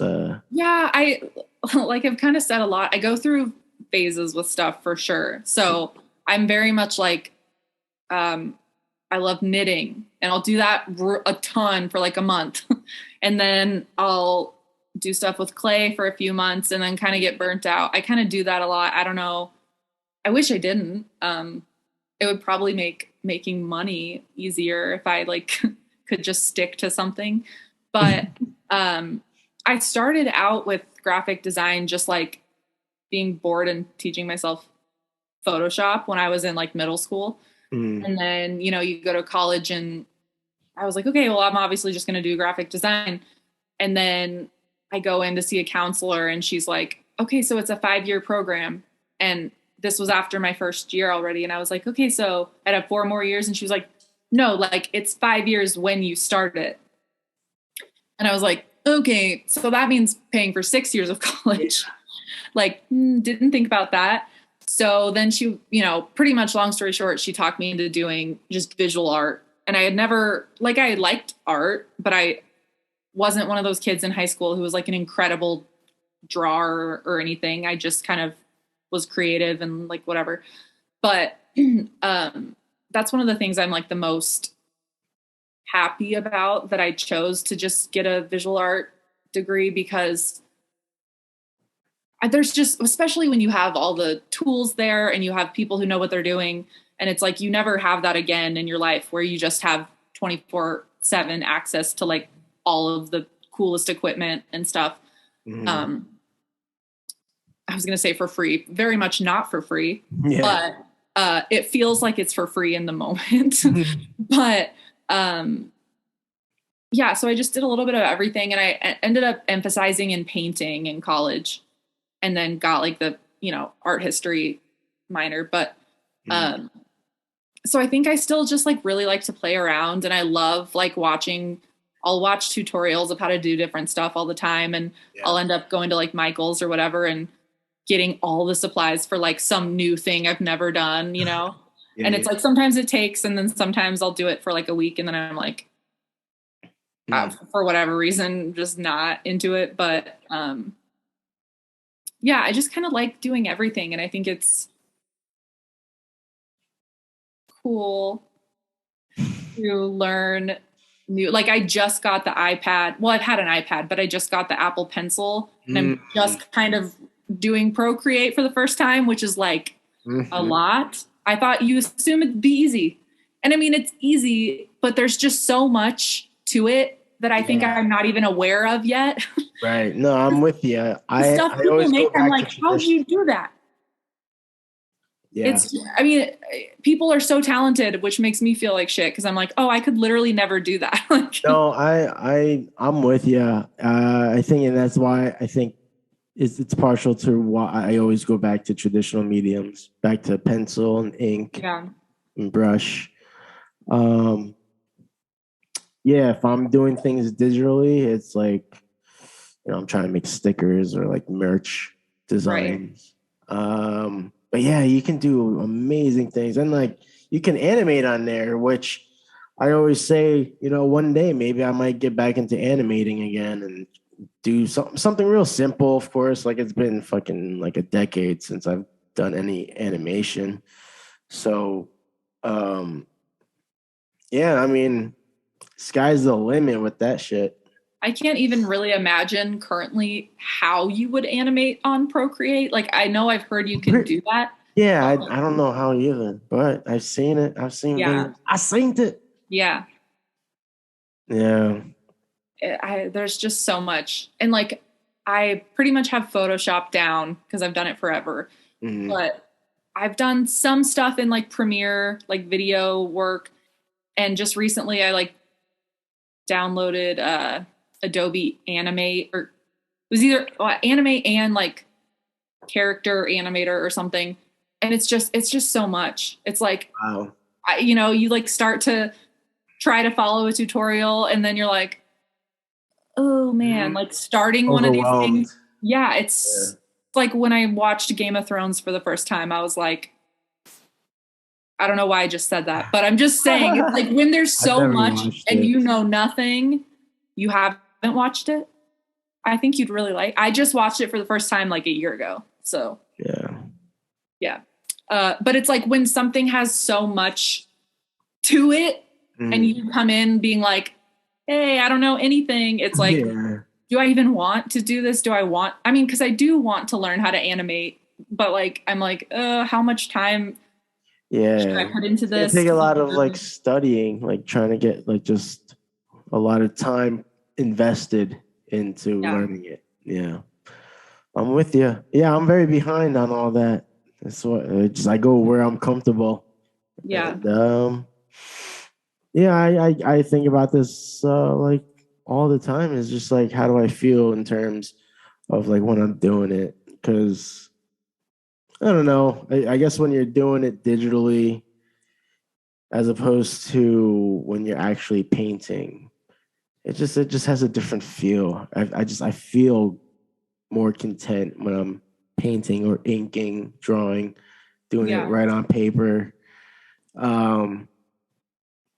Yeah, and I guess like having that bit of thrill of if you fuck up, you got to be able to improvise or troubleshoot. Yeah, I don't know. I always go back to it. So do you think drawing is your like number one? Yeah, because even when I do render things out digitally, like it's done by hand first, and then I'll just take a picture. Right. Yeah. But yeah, drawing is always my number one. Like I used to always say, if I go through a long period without drawing, like something's off, Do you even just doodle, or do you like always, because I've seen you do a lot of like portraits and stuff like that. Yeah, so I like to I always talk about wanting to be able to do just freestyle, intuitive drawing, just scribble or whatever, but it always turns into the perfectionist switch always flips, and then I just go hard into it. Yeah. So like I'm trying to fill up all the pages in my mini sketchbook with all these portraits, but I'm trying to remind myself beforehand, like try to have fun with it. If I don't capture the likeness, like no big deal. But then my intent when I'm doing it, it's like I'm hyper focused. So yeah, I always just lose myself into it. And then I really try to like, do as the best I can at the moment. But yeah. I was watching your podcast with your brother, and I have a bone to pick with you. Uh-oh. Oh, shit. You like drawing hands? I've literally never heard a human being say that. I know. Like, I've never heard an artist be like, yeah, I kind of like drawing hands. Like, I'm terrible at drawing hands. I mean, I never said, I mean, hey, if I made it sound like I'm really good at drawing hands. No, that's not even my, but no, I just love you liked it. I just like the process of it. I think that's why I like doing more anatomical stuff like portraits. Cause I do like the setup and breaking things down, you know, into simple lines and shapes.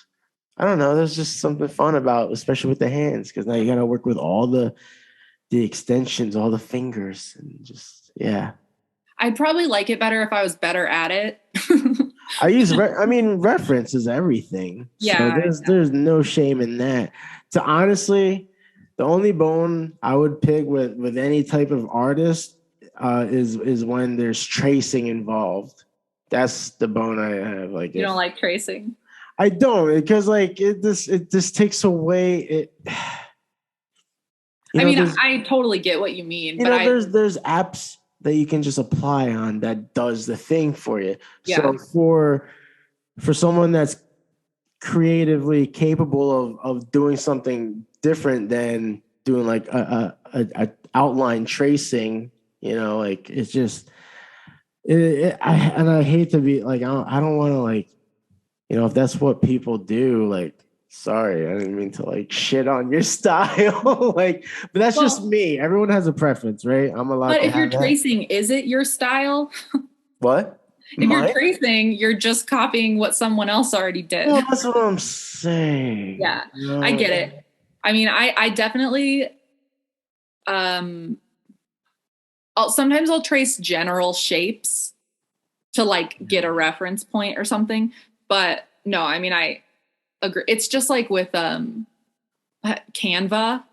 Yeah. Have you like seen the canva.com? It's like pretty much a website you can go to and like act like you're a great graphic designer just by using this website. Oh, no. And as someone who's done, like, I use it for work because it's easy. And if I need to like, for my like nonprofit job, if I need to like do a social media post quickly, I'll just use Canva, you know, and you just put in whatever text you want because they already have all the templates.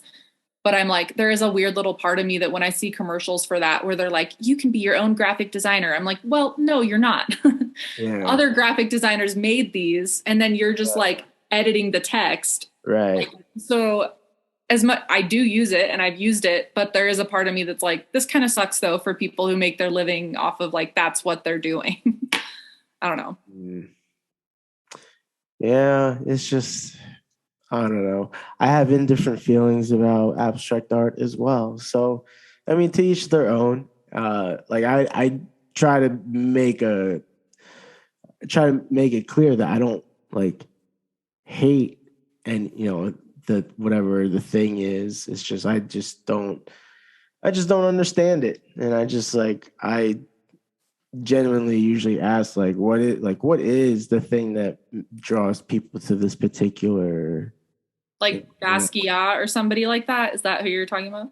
No, I don't even see. I'm really bad with names, so I'm like I gotta look up like a Basquiat painting or whatever. You know him. He's like the boxer.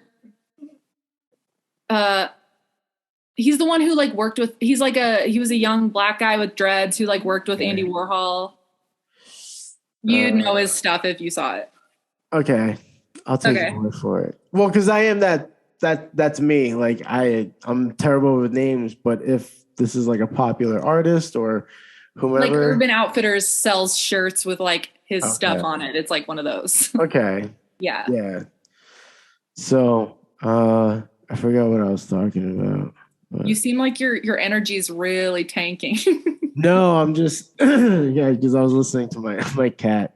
My dog keeps whining at me too. Our animals are about to ruin this podcast. No, I got really deep into thought because I was trying to remember. Maybe it's time to end this. No, I mean, no, I'm still good. Okay. I'm still good. Are you good? Yeah, I'm just like. Well, I wanted to talk about your miniature, your Pop-Tarts. They looked really good. Have you sold all of them?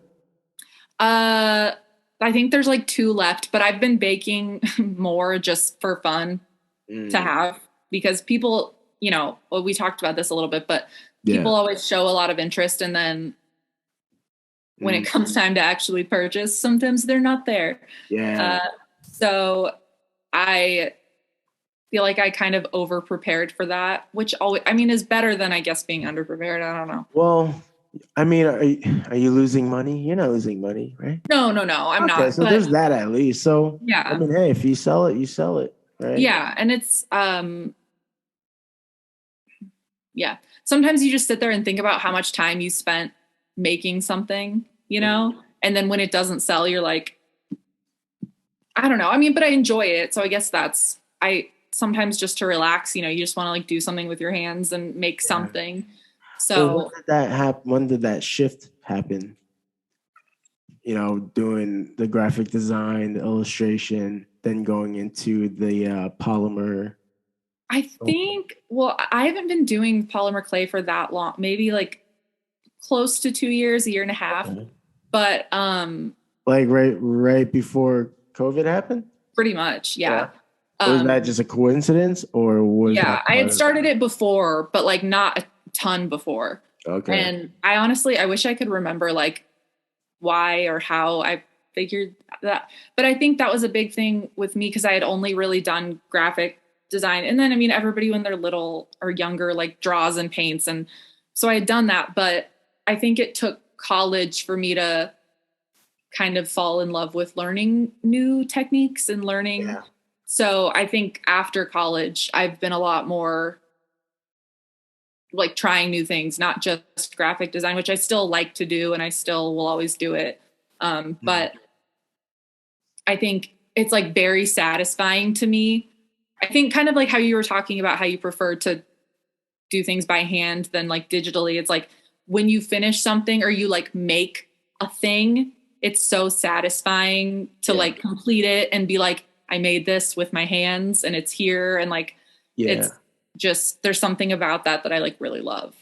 Yeah. It's a textile thing. Like, I don't know if it was on the episode that you watched, but my brother and I talk about it, the textile feeling. Oh, hey, 10,000 steps. Sorry. My watch was just going off. I got 10,000 steps. Wow. Yeah, it's just how it feels, like the texture. It just doesn't, even adjusting the pressure on Procreate. It just, I can't even, I have to figure out the right pressure to set it at. But even then, like, I know it's on a screen, so it doesn't it doesn't feel the same. Yeah. I do. I agree. Like that feeling of doing it with your hands. And it's it's like a one of a kind, right? It's not digital. Right. NFT. I was trying to avoid it.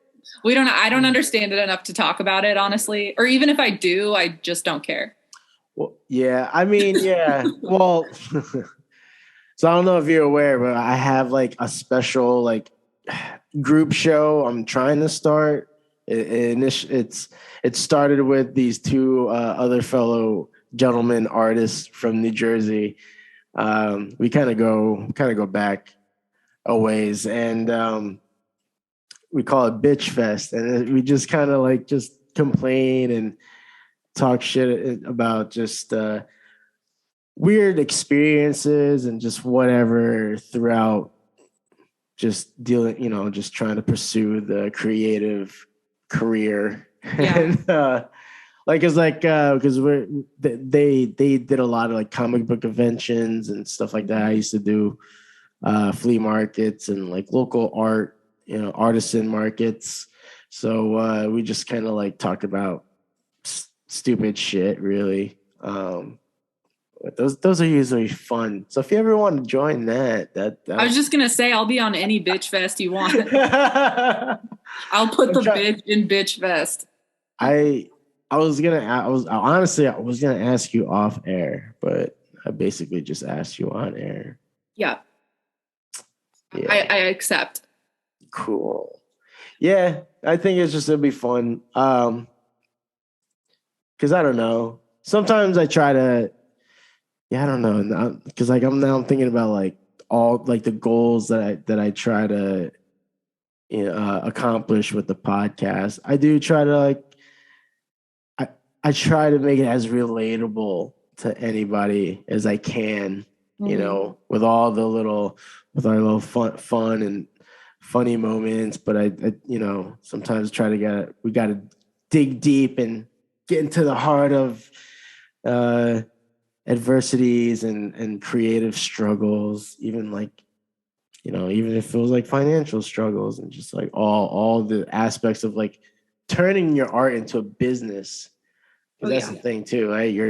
You've initially turned this into a business, and there's so many things that you have to worry about that many people not might not be aware of. So I love having those exchanges. Oh, me too. Because I mean, I feel like my friends and family and stuff, a lot of them are creative, but in different ways, you know? Yeah. So it's like anytime I talk about this kind of stuff with them, it's like they don't get it in the same way that like you get it. So I kind of feel like I have to over explain myself or tell them like a whole story. And then by the end of it, they're like, what are we talking about? And I'm like, nah, okay, it's fine. Like, Yeah. it's just, that if you're not an artist, you don't get it, and that's okay. Yeah. But Yeah. And it's like, yeah, you gotta figure out what it is that like the individual, is into. and that's a big issue for me. Yeah, and I'm with you because I would love to get back into sculpting. I always Yeah. say every now and then, I'm like, yeah, eventually I'll get into it. I have like this block of clay that I've never used before, never opened. Hmm. Hopefully it's still good. But I just never stepped up and tried anything. Well, Yeah, it's a lot of pressure. And like I'll see something, especially with social media, like sometimes do you ever like feel like a lot of the stuff that I like that other people make, I'll look at my own stuff and be like, I feel like my stuff doesn't look like their stuff. So sometimes I'm like, do I like what I'm making? Like, it's almost like I don't know my aesthetic because I like a lot of different things. I like stuff that's like pastels and more realistic, and then I like abstract, colorful, fun stuff. And so I always have a hard time with like, who am I as an artist? yeah, Like trying to decide what your brand is and what colors and all that stuff represents you for me is like very hard because yeah. I feel like it just kind of depends on the day and my mood and what's inspiring me. Like, I don't know, it can be different all the time. I think I mean it's probably gonna sound cliche as fuck, but I think it holds truth. I think it matter. It all depends how you feel about what it is that you're creating. Yeah. Um, because yeah, if you feel good about and you're happy about what you are creating, how you're doing it, I think that's what should matter the most. Yeah. And yeah, like depending on whatever mood that you're in, um, people are always talking to me about the portraits because that's like my go-to. But Mhm. I mean, like any other creator, I have so many ideas. Like I still have these art series that are ongoing. The one called Tech Utopia, and then another one called The Beyond. Um, and those are like more personal art pieces. Um, but I get real intimate when it comes to working on any of those projects. So like to just stay loose and warmed up, I just do a portrait. Yeah. That's how I just stay warmed up. That's like my creative workout. That's pretty impressive. A portrait is like your warm up. Yeah, but I mean they're small. They're like that big. Yeah. Yeah, it's like this little guy here. So it's not that big. I do have Okay.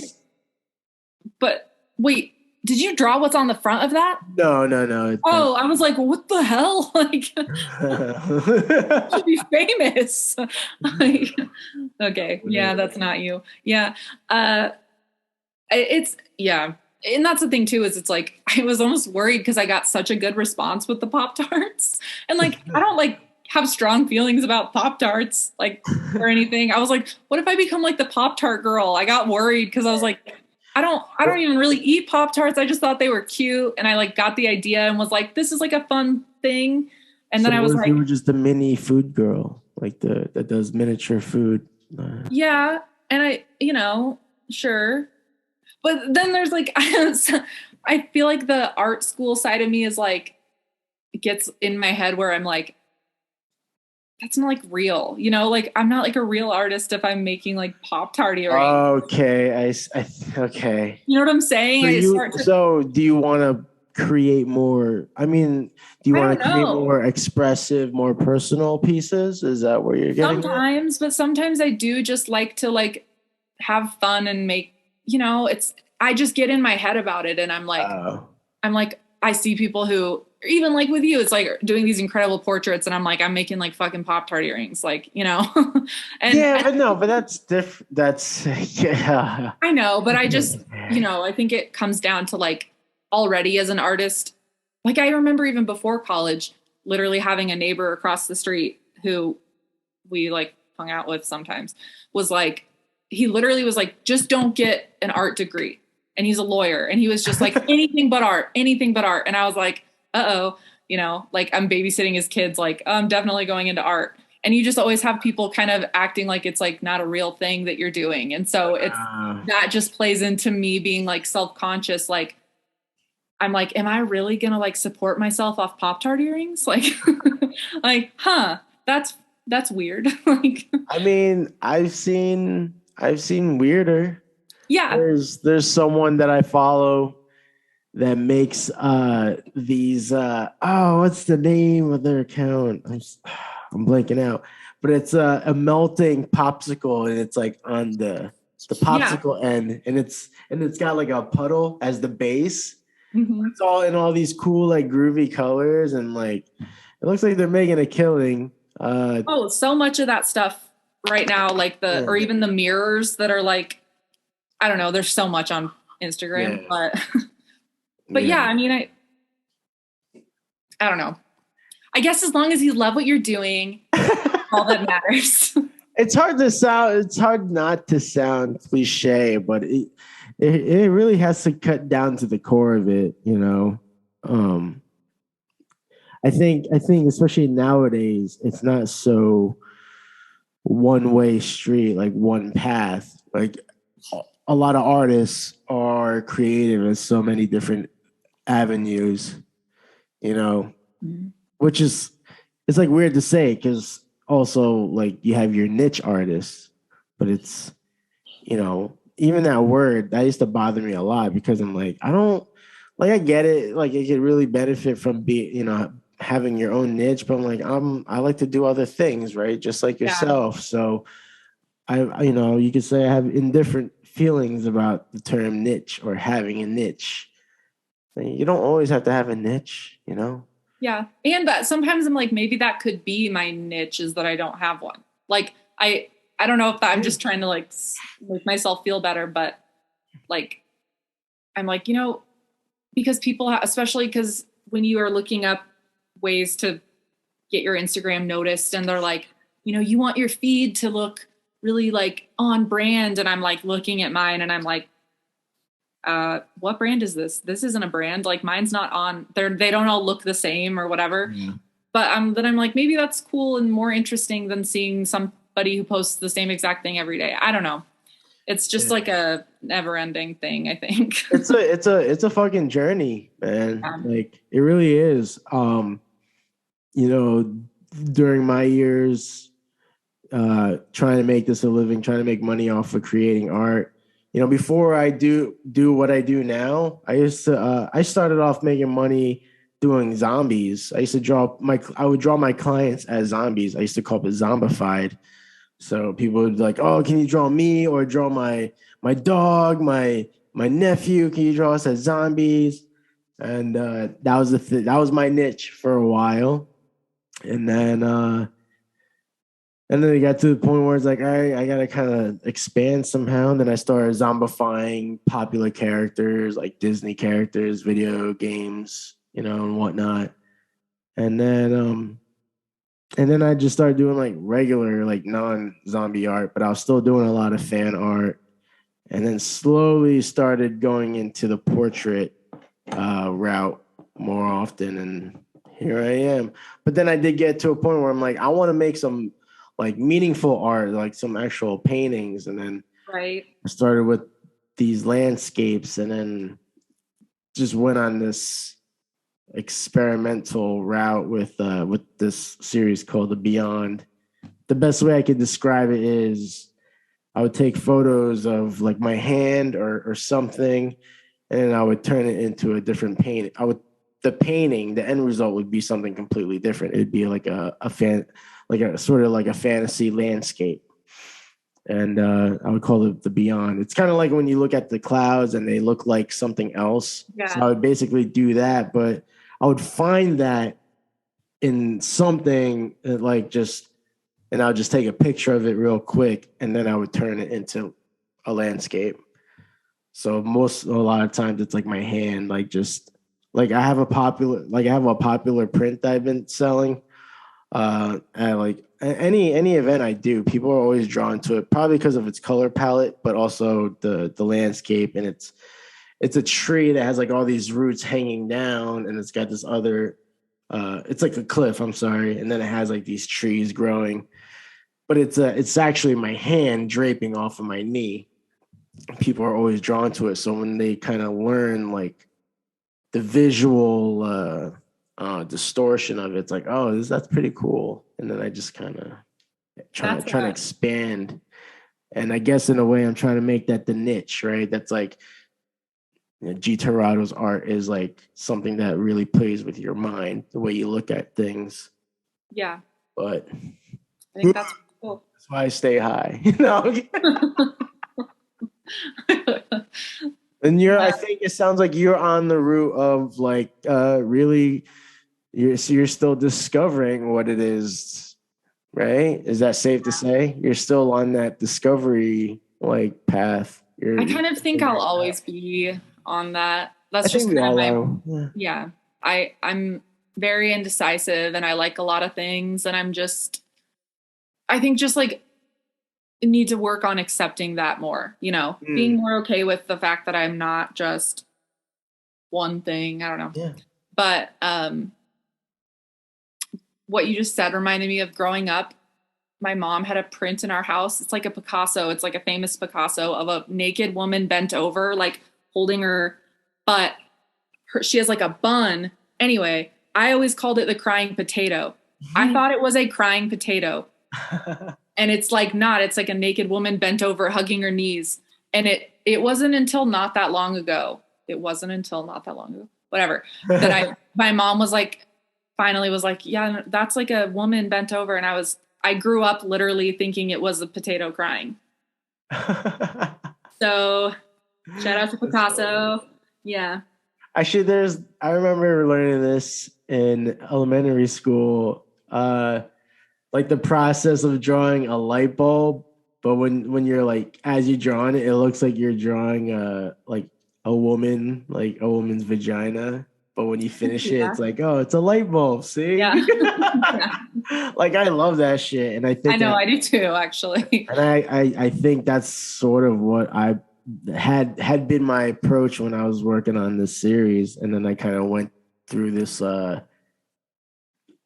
kind of like this post-apocalyptic woke state. Mm-hmm. And just been writing that for a minute. Yeah, but there's nothing wrong with being into different things. Yeah. Yeah, I mean, I think that's just what it is, right? You have a niche artist, and then you have just an artist. Yeah, that's true. That is like true. Musicians, right? I would say like a true musician is gonna be, very talented with multiple instruments. Yeah, well, and that's like I grew up taking singing very seriously too. I feel like just in every aspect of being creative, yeah. I'm just like you got some pipes. I'm very creative and talented. So yeah. No. Well, yeah, but the problem was I barfed on people when I had to sing in front of them. So it's like there's always a balance. I can't get too cocky because I'll vomit. So yeah, it's fun. And on that note, thanks for tuning in, guys. Oh my God. Yeah. If you want, we can bring it home. We've done plenty of time. I have to yeah, that happens. Man, I feel like we really only just scratched the surface. But I mean, yeah, if you had a great time, you're always welcome to come back and just share more stories and stuff. And I'll come back whenever you want to, honestly. Yeah. Maybe we can get this bitch fest rolling. I haven't pitched the idea to the guys yet. I'm trying to get them together, but I'm considering expanding the roster just to shake things up and keep it fun. And I want to at least surprise them and pop me in. I want to be able to do at least once a month. That we agreed on that the last time, but we've been kind of struggling the last couple times. So I'm like, I kind of want to I don't know. I want to just sit down with other people and just bitch about stupid shit and just. I can do that. I'm still trying to make friends over here too, so I am in ways trying to fill that gap. But why not do it with new friends that I'm making online? Wow, that sounds corny, right? That's sweet and sad of you. It is, right? Oh, yeah. No, I agree. We're best friends now, so. Yes. Oh, look at that. So sweet. I'm sorry. I feel like we didn't talk about your art too much. I mean, I had a lot of fun the whole time, but we didn't. Next time we'll do a deep dive on art.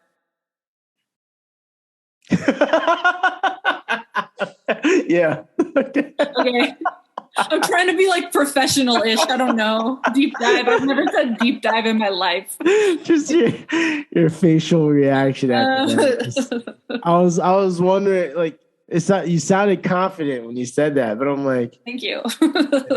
I'm literally never confident when I say anything. Well, you were. I mean, you came off hesitant when I asked you to be on the podcast because you didn't know how well you would do. And I think you did, you did just fine. And I think I did better than that. Yeah, well, Jesus. I'm just kidding. But it's fabulous. We'll just have to edit out my neck. Oh, Jesus. I'm just kidding. I'm not, but I was. What would you do if I did? What would you do if I did? If I pulled some just have blurred out here the whole time. I gave you a veiny neck. Oh yeah, don't do that. Well, if you do, I can't do anything about it, so I don't know. I don't have the budget or the time to be able to pull that off, or do I? I don't know. Well, let's keep it this way. Yeah, you'll definitely be back on the show sooner than later. Do you want to do any plugs for those that are just listening in, where they can find you on the soch? Yeah, my Instagram is Jenna Davis Designs, and that is also my website, Jenna Davis Designs, and that's my first and last name, and then the word designs, and that's me. Thank you for having me. No, for real though, yeah. Thank you so much for doing this with me, taking the time. I hope you had a great time. I did. I had a lot of fun. And everyone else that is tuning in, I hope you enjoyed our conversation. Our real legit conversation is almost 2 hours long. I had a lot of fun. Like and subscribe and click that notification bell, and I don't know. I'll stop. I'm gonna leave. All right, people. Thanks for tuning in. We will catch you on the next one. Peace out.